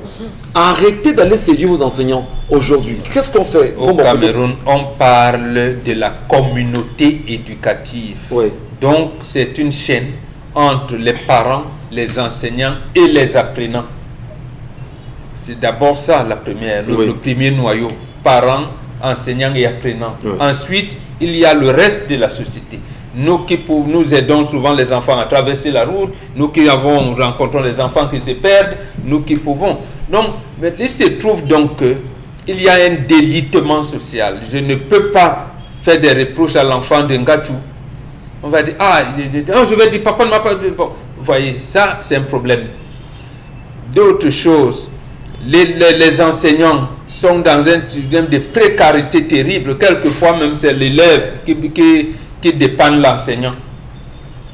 Que c'est quelquefois mon avis, il s'habille mal, il lui donne la nourriture. Donc, vous avez vu, il y a beaucoup de choses qui sont entrées, beaucoup de facteurs qui sont entrés en jeu. Et qui fait que on ne respecte plus rien. Ou alors, on a normalisé les écarts. Et on a écarté la norme, comme disait le professeur Mounoudiana. Mais la norme voudrait que, quand un élève vient dans une tenue, c'est pour ça d'ailleurs qu'il y a des tenues, on exige que ce soit cousu comme ça soit ceci comme Absolument. ça, ainsi de suite, y compris les cheveux, les coiffures. On Donc, observe c'est les pour tenues ça. de plus en plus sexy. Des Voilà. tenues comme ça, Mais ça. qu'est-ce qui fait qu'on accepte des tenues sexy? Ce n'est pas possible. Ça ne devrait pas être le cas. Ça ne devrait pas être le cas. Donc, en réalité, la société est complètement délitée On a abouti, on a fait comme si on disait aux gens, bon, dis donc, débrouillez-vous. Donc, il n'y a plus j'allais dire, des arguments, des facteurs qui relient les acteurs sociaux entre eux. Alors, on parle des filles aguicheuses, Michel. Oui. À une certaine époque, je pense que Bordeaux doit l'avoir vécu. Même pour qu'un élève parle à son enseignant, il fallait certaines distances, il fallait des égards, il fallait une certaine attitude. Mais nous parlons de la désacralisation du métier d'enseignant, de l'éducation en général et du métier d'enseignant en particulier, qui passe justement par le fait que, d'abord, pour qu'il ait son salaire, c'est un problème. Il attend, on le rappelle, 2, 3, 4, 5 ans, parfois ça n'arrive pas. Pour que le dossier d'intégration aboutisse, il faut qu'il soit à Yaoundé toutes les semaines. Tous ces éléments-là, mis ensemble, la dégradation des conditions de vie en société, tout ça mis ensemble, les bars à côté des écoles, tout ça mis ensemble fait que l'école n'est plus respectée, l'institution scolaire incarnée notamment par l'enseignant n'est plus respectée et les conséquences c'est celles que nous décrivons aujourd'hui. Dominique Audrey, rapidement. Donald Brice, lorsque vous rentrez chez vous, par exemple, vous avez l'enfant du voisin qui vous dit bonjour et tout, et à qui vous dites bonjour en passant, ou bien que vous pouvez commissionner. Cet enfant va se lever un jour et venir vous botter en passant simplement comme ça, si vous ne lui avez pas donné l'ouverture. Ce que je veux dire, c'est quoi? Que lorsqu'on est adulte et qu'on est au-dessus de quelqu'un, on peut avoir des moments de détente avec la personne. Pendant les cours, généralement, les professeurs peuvent rire, vanner pour détendre les élèves pour qu'ils comprennent mieux. Mais à un moment, il faut garder la distance nécessaire. Si vous vous éloignez de ça, si vous passez votre temps à rire avec les élèves et montrer que vous êtes accessible à tout moment, on va vous manquer de respect et aboutir à ce que vous appelez les filles aguicheuses. Si les professeurs sont sévères, garde une certaine distance, une certaine relation avec les élèves, que ce soit même avec les élèves, même entre collègues, je ne crois pas qu'il y aura un manque de respect, parce que moi, je ne vais pas manquer de respect à quelqu'un avec qui je ne parle pas, avec qui je ne rigole pas. Très bien. Voilà. La distance dont elle parle, elle ne se décrète pas, elle se construit. Elle ne se décrète pas. On se met comme à des niveaux. Il faut garder la distance. Tout le monde ne peut pas me manquer de respect. Si je ne vous ai jamais donné l'occasion, non. La société, Audrey, je vous respecte parce que vous m'avez donné la raison de vous respecter. Vous voulez toujours personnaliser. On individualise pas le problème. Nous, on savait que même lorsque papa vous envoyait acheter la bière, si vous trouvez l'enseignant au bar en train de boire, vous tiquez d'abord. Vous tiquez, mais aujourd'hui, l'enfant passe, quelquefois ne salue même pas l'enseignant qu'il a trouvé. C'est parce que la société est déconstruite. l'enseignant, c'est parce que la société s'est déconstruite, parce que lorsque vous mettez l'enseignement, même à l'époque, les enfants ne venaient pas à l'école avec les Renault 25. Ils n'avaient pas les parents les accompagnaient avec les Renault 25. Et l'enseignant quelquefois venait à pied, mais il y avait le respect. On ne pas respecter quel enseignant que lui prend dans sa voiture à la fin des cours. Il y a des enseignants avec qui on ne montre même pas les crocs. Merci beaucoup, merci infiniment. Allez, madame, messieurs, restez sur Equinox Télévision et surtout sur 10-12 le Zénith. Dans un moment, on reviendra sûrement sur la revue des réseaux sociaux, mais dire en même temps, ben oui, avant d'y entrer, avant d'y faire un pied, ça bouge beaucoup. Et qu'on le veut ou non, on en parlera. Qu'est-ce qui peut expliquer, autre délitement aujourd'hui, Mbongo Bengan, que les Camerounais se plaisent à partager en longueur de journée, je parle de la journée d'hier précisément, tout ce qui a eu cours hier, où on a vu des gens qui sont rentrés dans ce qu'on appelle des sextapes et qui ont pris du plaisir à inonder la toile de pareilles conneries alors qu'on a des problèmes, excusez-moi de le mot peut-être dur, alors qu'on a des problèmes plus importants et plus urgents. C'est ce que nous appelons le délitement social. La société n'existe plus. Et surtout, les valeurs africaines qui fondaient nos sociétés n'existent plus. Après, on va vous dire que oui, l'Occident, on est entré dans les films et tout. Nous n'avons pas eu, j'allais dire, le temps d'apprécier même ce que nous diffusons dans notre espace territorial. Faut-il accepter les films qui nous viennent partout? Est-ce que nous avons, comme la Chine, la possibilité de bloquer le réseau Internet? Nous n'en avons pas. Donc, le délitement social a fait que, justement, quelqu'un, il est là, il est un indigène comme moi, mais il pense qu'il peut critiquer le prix Nobel de sciences physiques. Incroyable. Oui, il pense pas, il est dans un bar, il a bu 3 bières, il a commencé, il dit que non. Demain, le gars là qui dit qu'il va à la lune, il insulte même sa maman qu'il ne connaît pas. Et les gens vont partager ça. Donc ça, c'est le délitement social, c'est toute la société en fait qu'il faut, j'allais dire, exorciser et qu'il faut traiter. Elle en souffre aujourd'hui, Dominique Pengou. Vous aussi, vous les avez regardés hier. On ne cite pas les noms, on se comprend très bien. Qu'est-ce qui peut expliquer que des Camerounais s'abandonnent à de telles choses qui n'apportent rien au commun des mortels camerounais? Justement parce que ça amuse l'opinion publique, ça amuse les galeries, je peux le dire entre guillemets. Moi j'ai un problème avec ces personnes qui de temps à autre relaient ce genre d'informations et se prêtent à un jeu, considèrent même ça comme un jeu parce que ce n'est pas un jeu le fait de pouvoir relayer ce genre d'informations. On a mieux à relayer sur la toile. Quand il y a des problèmes plus ponctuels, on ne partage pas. Quand il y a des problèmes qui incombent la société, par exemple quand il y a peut-être des avis de recherche ou encore des kidnappings, personne n'en parle, mais quand il s'agit peut-être de futilités pareilles, vous allez voir la toile va jaser. Voilà, on va partager un peu de partout, mais c'est un problème d'éducation. On parle des crimes rituels. On parle de crimes rituels. Personne ne partage. Mais quand il s'agit de partager, oui, tel a balancé une sexté par-ci, par-là, on commence jusqu'à décrypter même les vidéos même le contenu de ces vidéos-là. Mais quand il s'agit de partager des informations réelles, personne ne partage. Tout simplement parce que le Camerounais a perdu le sens de l'humanisme, on a perdu le sens des priorités. Nous, on est là comme ça, nous sommes des parfaits chômeurs, on attend tout simplement un petit buzz qui va nous occuper, oui, parce que ça va aller dans tous les sens. Ce qui est curieux, c'est qu'ils vous disent que c'est quand même, on avait dit un buzz par semaine. Et ça amuse. Alors, au-delà de cela, Dominique Audrey, est-ce que vous n'avez pas l'impression aujourd'hui que les réseaux sociaux sont devenus un outil de chantage, un outil de chantage en réalité? Je prends le cas de Paul Tuta, dont les images circulent. Et après avoir échangé ce matin, Paul Tuta lui-même, il nous fait savoir que c'est son épouse, c'est la mère de son enfant, et c'est un vidéogramme qui date de 2 ans. 2 ans, et que pendant qu'il était incarcéré, le juge a demandé à ce qu'on mette tout sous scellé, et des gens ont choisi d'aller extraire tout ce qu'il y a dedans et mettre sur Internet aujourd'hui. Finalement, ne peut-il pas lui porter plainte, Dominique Audrey? Ça ne servira plus à rien parce que la dignité de sa femme, ce que sa femme représente a été exposé au monde. Maintenant, est-ce que ça va tuer le moral de l'homme ou bien de toutes les femmes qui ont vu leur nudité, par exemple, ou bien leur vie traîner dans la boue comme ça? Non, je ne pense pas que ça devrait entacher ça. Malheureusement, au Cameroun, l'utilisation qu'on fait des réseaux sociaux est tellement conne, tellement stupide. Les gens ne se rendent pas compte, mais ailleurs, les réseaux sociaux servent à faire de l'argent. Ici, c'est juste pour occuper le temps, tuer le temps.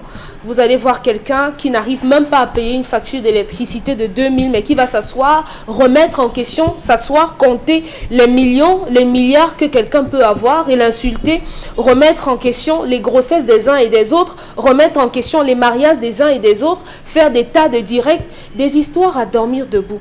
Donc, simplement aux personnes qui sont tout le temps marginalisé, insulté, je le disais à l'entame, il faudrait faire abstraction de ça.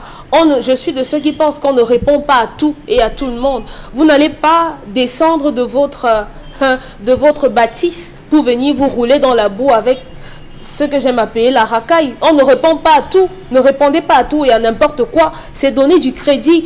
Donc maintenant, à Madame Chouta, si on peut l'appeler ainsi, il faudrait qu'elle soit suffisamment encadrée. Il faudrait qu'elle ait la famille autour d'elle, mais elle n'a rien à se reprocher. Parce que ce qu'elle a fait avec son mari, c'est un fantasme que beaucoup de personnes ont. Mais comme on est tous des fantasmeurs refoulés, personne n'ose passer dessus. Pourtant, ce qu'on fait dans nos maisons, on a tous des cadavres.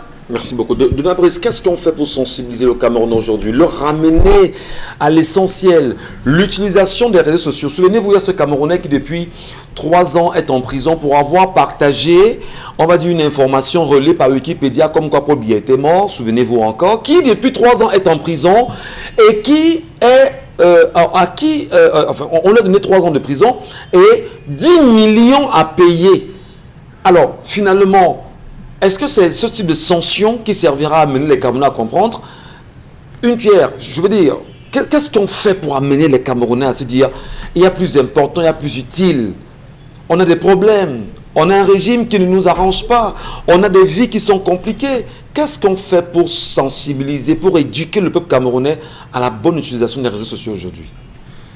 Il faudra que nos dirigeants, puisque ce sont eux qui régulent l'Internet, la vie sociale de façon globale, prennent conscience, comprennent que on gagne à avoir une société dont le mental est bien construit, une société basée sur les valeurs. Pour l'instant, ce n'est pas encore le cas. Mais je pense aussi que les deux faits que vous avez relayés mettent en évidence deux problématiques. Dans un cas, c'est des questions de gestion d'image, et dans l'autre, c'est des questions de règlement de compte au relent très purement politique, ça se voit.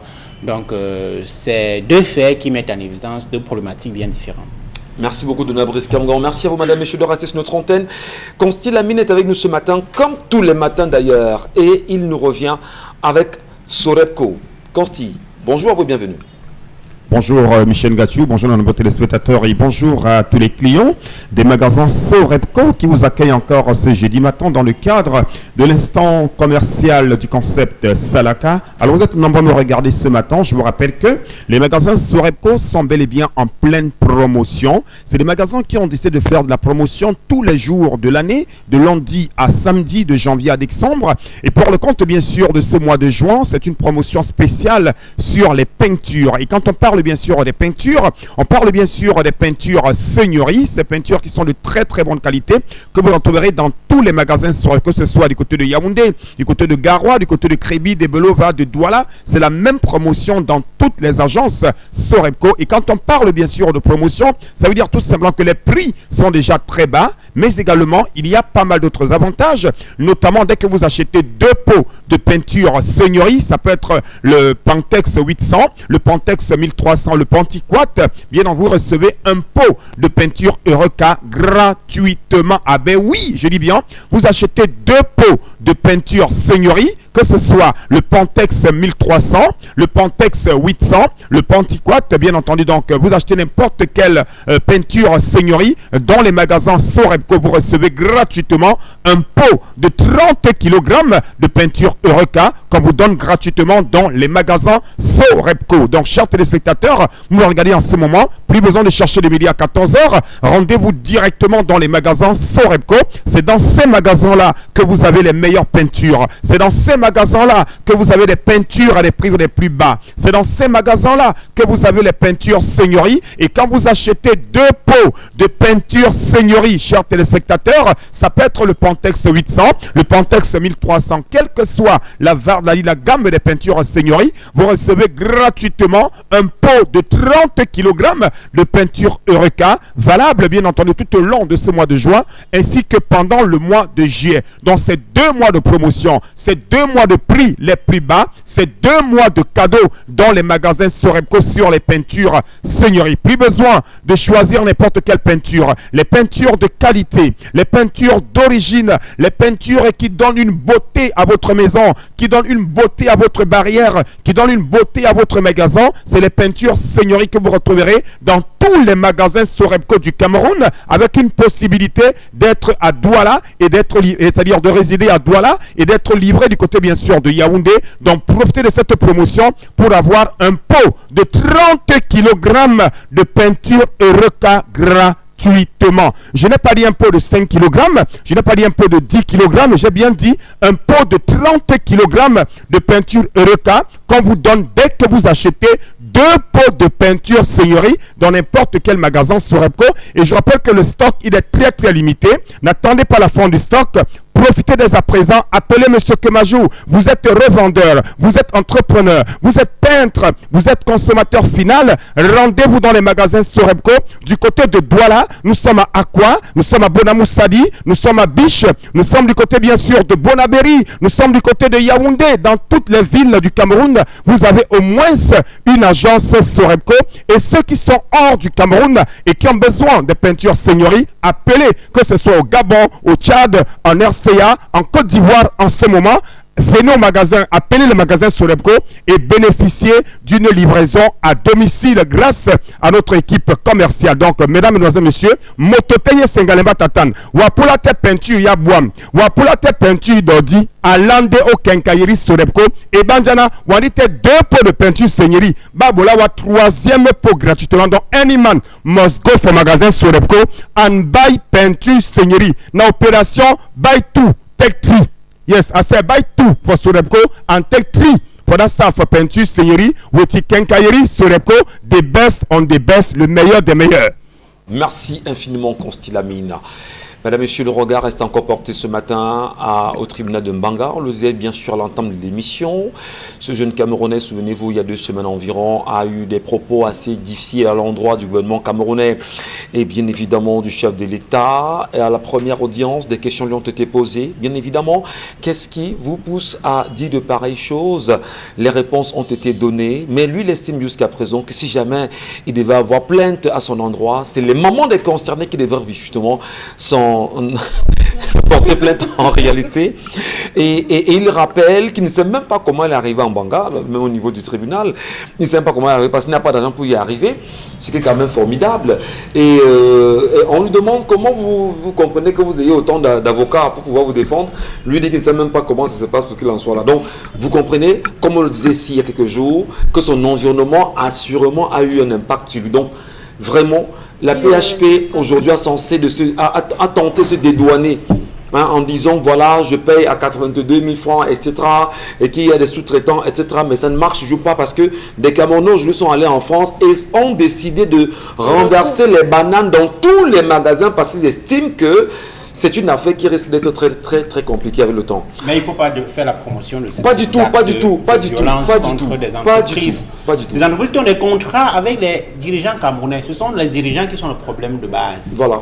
Si on a des dirigeants patriotes, soucieux de l'intérêt général, on n'aura plus ce type de problème. Ça marche. L'Algérie n'a pas ce type de problème. Les pays où le sens du nationalisme est poussé n'ont pas ce type de problème. Donc, chaque fois quand j'entends les uns et les autres, d'accord, il faut s'attaquer à la France, mais le problème, la racine du problème, c'est nos dirigeants qu'il faut changer si on veut changer le système. En même temps, qui sont les sous-préfets des valets de la France au Cameroun?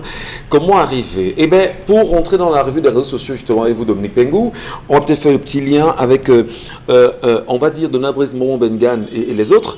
En ce moment, au Cameroun, on sait qu'il y aura une transition à venir. On sait qu'il y a une transition qui se prépare, d'une manière ou d'une autre. Alors, en échangeant hier, effectivement, avec des confrères, la lecture qui se fait, c'est qu'il y a 2 tendances. La tendance nationaliste et la tendance odulatiste. Alors, odulatistes, justement, ils sont au pouvoir depuis Benga 1960, ils tiennent les rênes et craignent d'avoir les nationalistes, justement, prendre les rênes du pays aujourd'hui. Est-ce qu'on m'a dit que le vrai combat, c'est celui-là, ne pas céder la main aux nationalistes et que les nationalistes se battent justement à revenir aux normes, aux mœurs, aux choses réelles pour chaque Camerounais? Absolument. En 30 secondes. Aujourd'hui, justement, si presque toute l'Afrique noire entière s'élève pour apprécier Laurent Gbagbo, vous pensez que c'est pourquoi? Justement parce qu'il y a les pères fondateurs d'une Afrique souveraine, d'une Afrique conquérante, ont mis les bases et nous autres, on nous apprécie ou alors on apprécie notre action si nous sommes sur ces bases-là ou non. Donc c'est le même scénario qui se passe au Cameroun. Voilà. Et donc il faudrait que les nationalistes, Oumniobel a dit d'ailleurs, luttent unis sur tous les fronts. Donc que les nationalistes organisent leur lutte à tous les niveaux. Dominique Pengou, la revue des réseaux sociaux. Alors ce matin, on ouvre la revue des réseaux sociaux avec ce décès brutal d'un enfant après une chute dans une école primaire à Bépanda. Dans une école primaire, à Bépanda, voilà. Il s'agit de la petite Sanjon, élève en classe du cours moyen première année, et qui a rendu l'âme sur le champ suite à une poussée par sa camarade de classe depuis le haut du 3e étage de l'immeuble de son établissement scolaire, la Divine Primary School, ici à Bepanda, dans le 5e arrondissement de la ville de Douala. Rappelons déjà ou encore précisons que la grille du balcon du dit immeuble serait complètement enrouillée et irremplacée jusqu'à présent. Le corps de la petite fillette se trouvant donc actuellement à la morgue de l'hôpital à Quintini, et la promotrice de l'établissement, quant à elle, a été auditionnée durant la nuit du 15 au 16 juin par les éléments de la police judiciaire de Bonanjo. La suite de ce drame reste donc en suspens. Alors, dire en même temps qu'il y a eu cette actualité qui a également fait bouger la toile hier, où on a eu très peu de Camerounais qui ont commenté cette histoire. Oui. Pourtant, il y a eu mort d'homme. Pourtant, il y a eu mort d'un enfant. Il y a eu mort d'homme, il y a eu mort d'un enfant. Les gens n'ont pas commenté. Oui. Afin que les Camerounais qui sont sentis rapidement interpellés, on dit bon d'accord, on partage au moins pour dire notre indignation. On a quand même vu beaucoup de sexe hier qu'il fallait publier. Et pourtant, on a des vrais problèmes. Ils étaient beaucoup occupés ailleurs. C'est incroyable. C'est l'école qui est responsable de ça. Alors, l'école est responsable de une mauvaise construction. Oui, absolument. Il faut regarder. On dit que c'était défectueux. Oui, la grille était totalement mouillée, donc elle ne pouvait pas supporter le poids des enfants qui, de temps à autre, s'amusent à s'agripper dessus. L'autorisation d'exercer, ou alors, d'exercer en tant qu'établissement scolaire obéit à un cheminement qui a des normes bien précises. Mais on n'a plus voulu regarder ces normes. Vous pouvez avoir l'autorisation de créer, il faut maintenant qu'on vous donne l'autorisation d'ouverture et d'exercice d'école. Il y a donc la sécurité des élèves qui sont. La sécurité, c'est le bâtiment, les salles de classe que vous avez. Si c'est un étage, il doit avoir les vérandas bien protégées, ainsi de suite, ainsi de suite. Donc, et également, les infrastructures pour le développement des activités post- et périscolaires.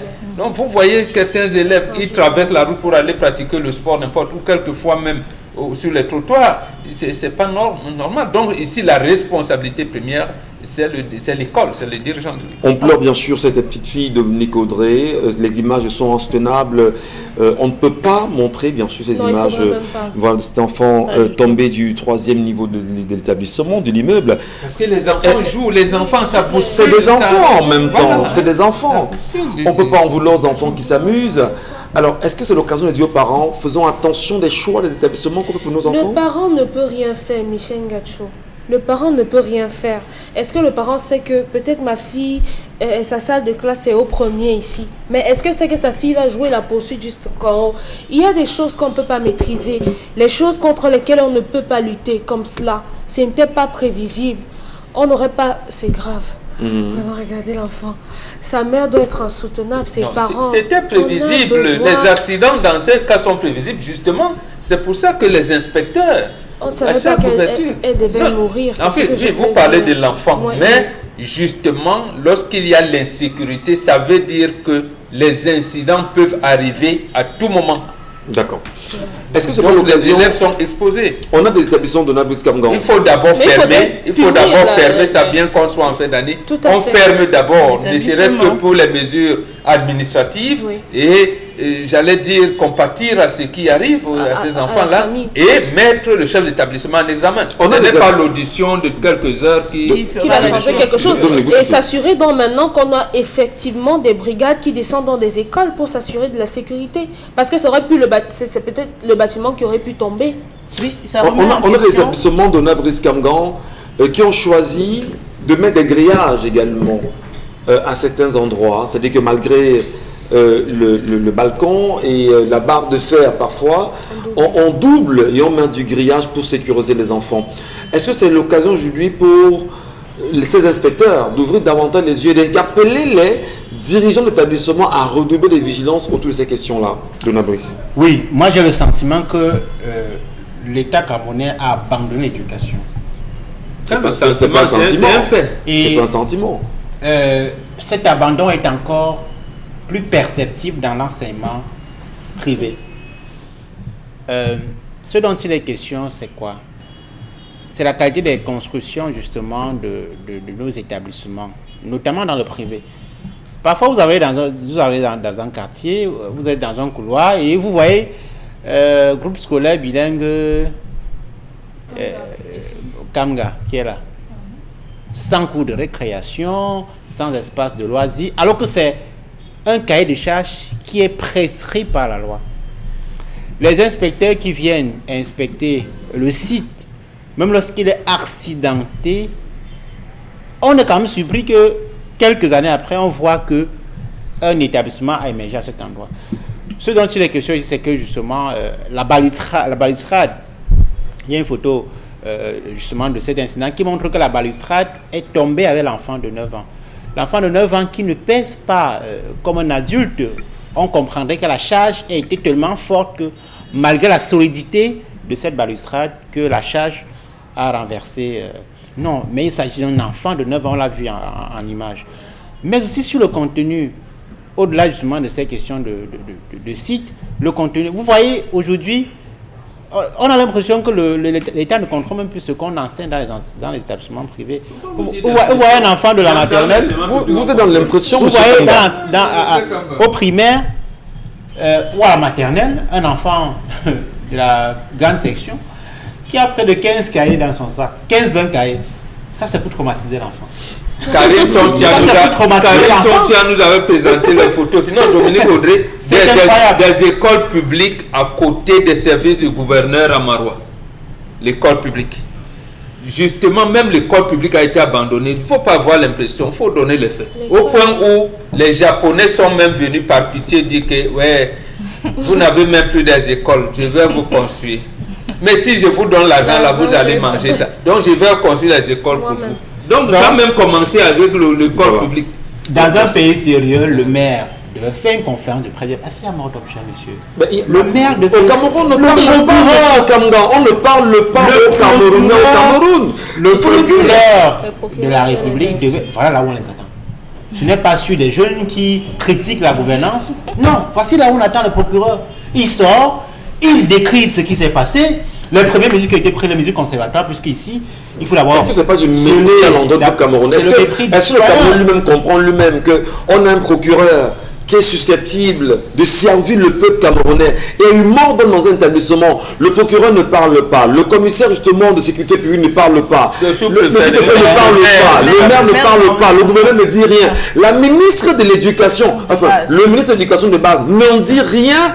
N'est-ce pas du mépris vis-à-vis des Camerounais aujourd'hui quand même? Chacun de nous peut constater ce mépris, parce que si c'était un blessé, on comprendrait. Je ne suis pas sûr que le maire, le procureur, le sous-préfet est arrivé là. Je ne suis pas sûr.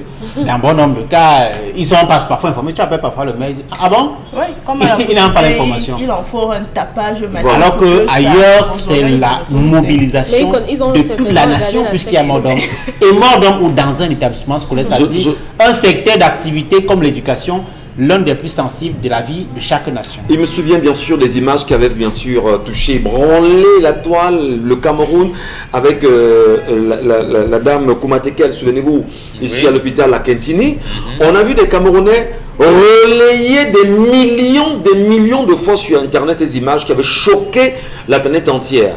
Voilà un enfant qui décède, on n'en parle pas. Et excusez-moi, même si je prends fait cause sur la question, je suis choqué de me rendre compte que les Camerounais sont passés là-dessus hier et on passe la journée à nous inonder les oreilles des choses qui nous servent. Même quand vous remenez comment c'est pas bon. Non, il ne faut pas c'était resté au niveau des Camerounais. Ouais. Mais l'ordre de médecin avait dit quoi? Koumatekel était même mort avant d'arriver à l'Argentine. Il était même, voilà.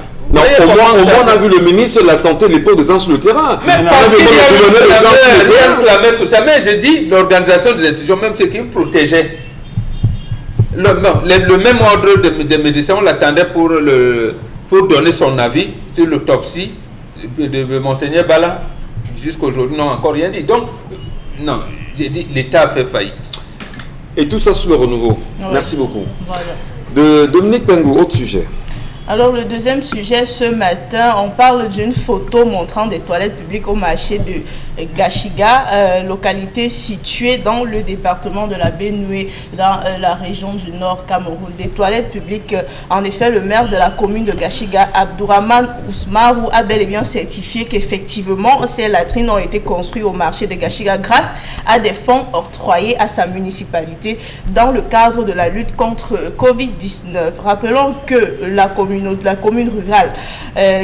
les communes rurales ont reçu plus de 5 millions millions de la part de l'État dans le cadre de la lutte contre Covid-19. Ainsi, donc, la mairie de Gashiga a utilisé une partie des fonds pour la construction des toilettes publiques et une autre partie a été destinée à injecter dans le fonctionnement de sa commune. Donc, il y a des toilettes avec les inscriptions qui peuvent bien être lisibles, financées par le fonds Covid-19 au Cameroun. Cette photo également a fait le tour de la toile et plusieurs questionnements sont autour. On veut bien comprendre le pourquoi de ces justificatifs exactement.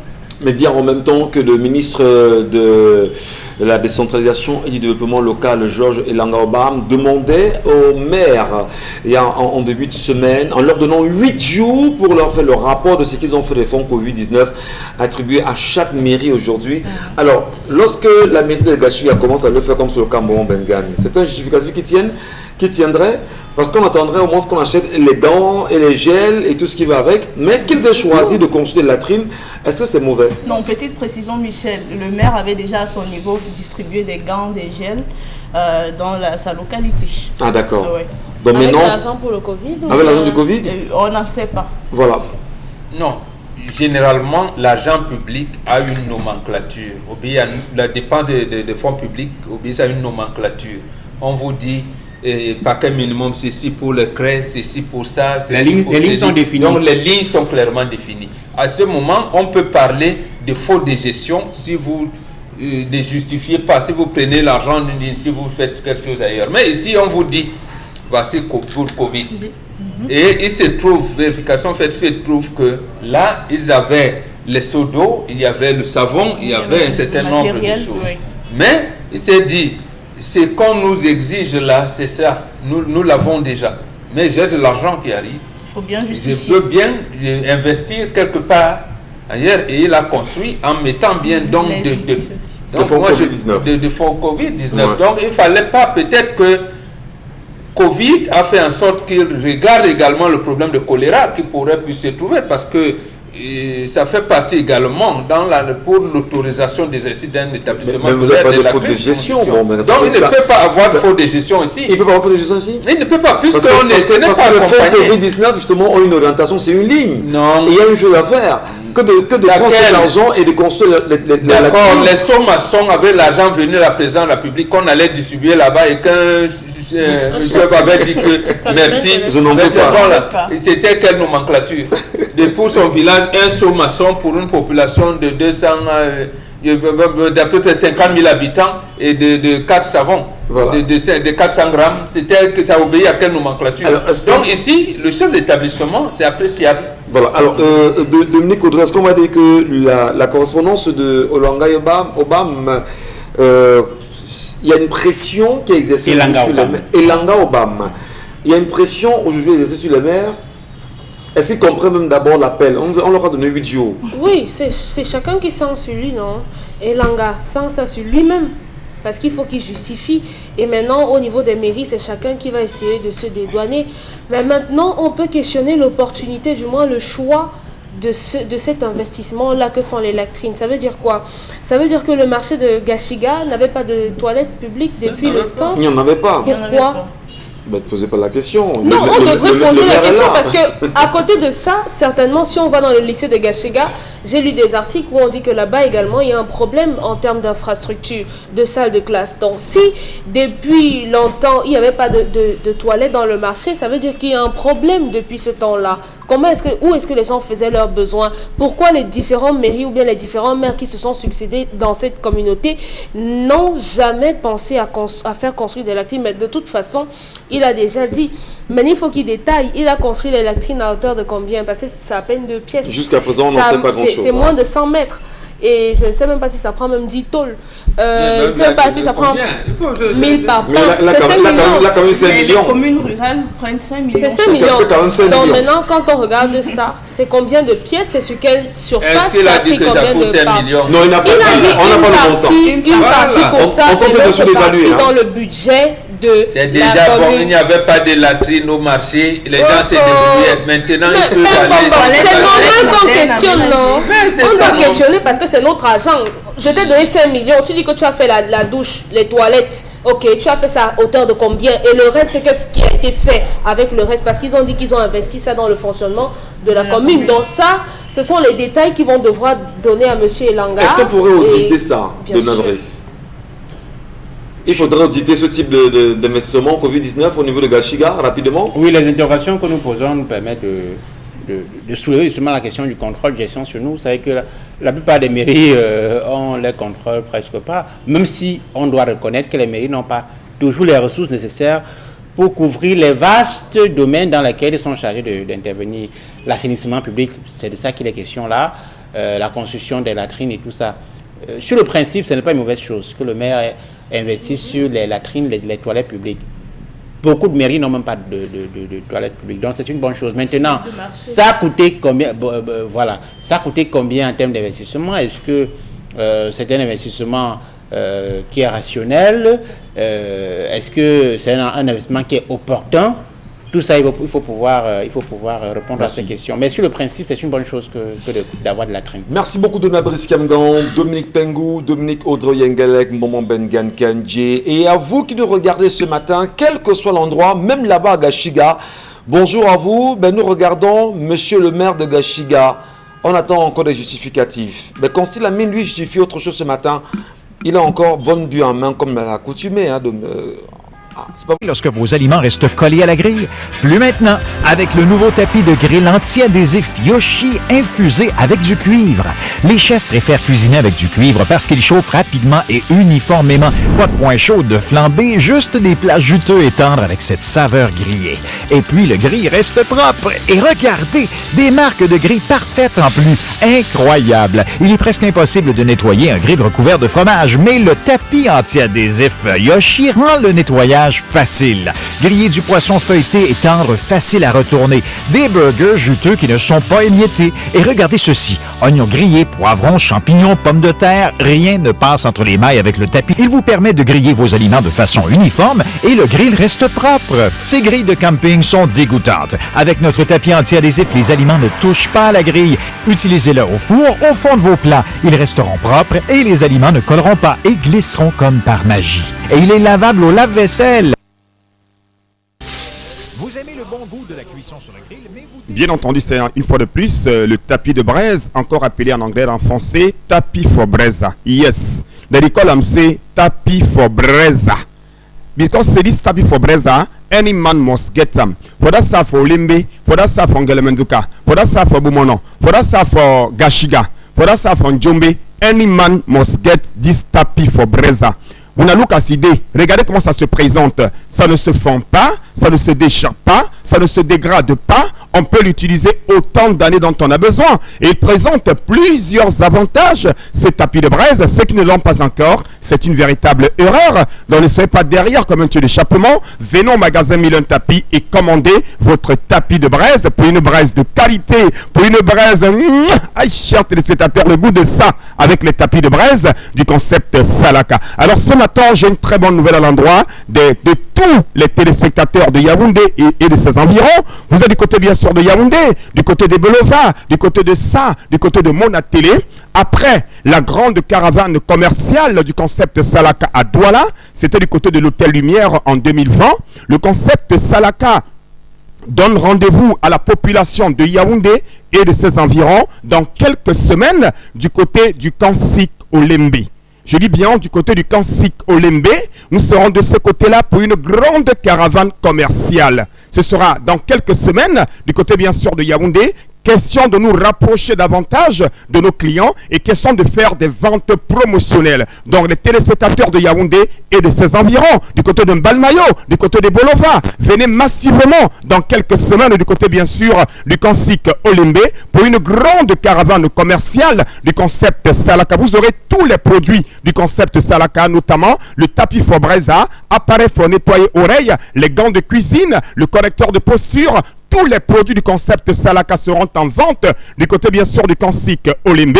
Il n'y aura pas que les produits du concept Salaka, il y aura également d'autres partenaires du concept Salaka et vous aurez une fois de plus nos amis de Yaoundé en exclusivité 1 kg de viande à 1750 francs, 1 kg de makero Oya Oya à 750 francs, les régimes de plantain vous les aurez à partir de 500 francs. Rendez-vous est pris dans quelques semaines avec le concept Salaka et parmi ces ventes là vous aurez bien entendu le tapis de braise qui vous sera vendu également à un prix très très promotionnel. En attendant de venir à Yaoundé, on peut déjà continuer à commander le tapis de braise qui est en vente au magasin Million Tapis. Et je ne saurais terminer cette communication sans remercier les collaborateurs directs du concept Salaka du côté bien sûr de Yaoundé. Je pense bien sûr à la ravissante Ngo Bassama Antoinette qui est chef de projet de cette grande caravane commerciale du côté bien sûr de Yaoundé, sans oublier Yimeni Anthony, qui sont tous deux les représentants majeurs et particuliers du concept Salaka du côté bien sûr de Yaoundé. Bien des choses à vous, Madame Gobasama Antoinette, et surtout le brave Yimeni Anthony. Le rendez-vous est pris à Yaoundé dans quelques semaines, mais déjà pour l'instant, commandez vos tapis de braise, ça coûte moins de 10 000 francs. Gentil. Du côté bien sûr du magasin, un tapis. Merci Constilamine, merci à vous pour ce passage. Merci également à ceux et celles qui trouvent toujours de l'intérêt à nous regarder sur notre antenne chaque matin. Nous saluons tous les Camerounais, quel que soit l'endroit où vous êtes, à l'intérieur comme à l'extérieur. N'oubliez pas que nous devons rester très vigilants sur l'évolution du Cameroun. Eh bien ouais, l'avenir nous appelle, nous interpelle. Alors nous rester muets quand on sait, Donald Brice, Dominique Pengou, Bon Bengan, Dominique Audrey, que nous sommes au cœur d'une belle transition et que les Camerounais devraient tout faire pour pencher et s'y mettre à penser à demain. Si vous ne faites pas la politique va vous faire. Et au pire des cas, va vous broyer. Ouvrons les yeux, allumons nos cerveaux. À demain 10h.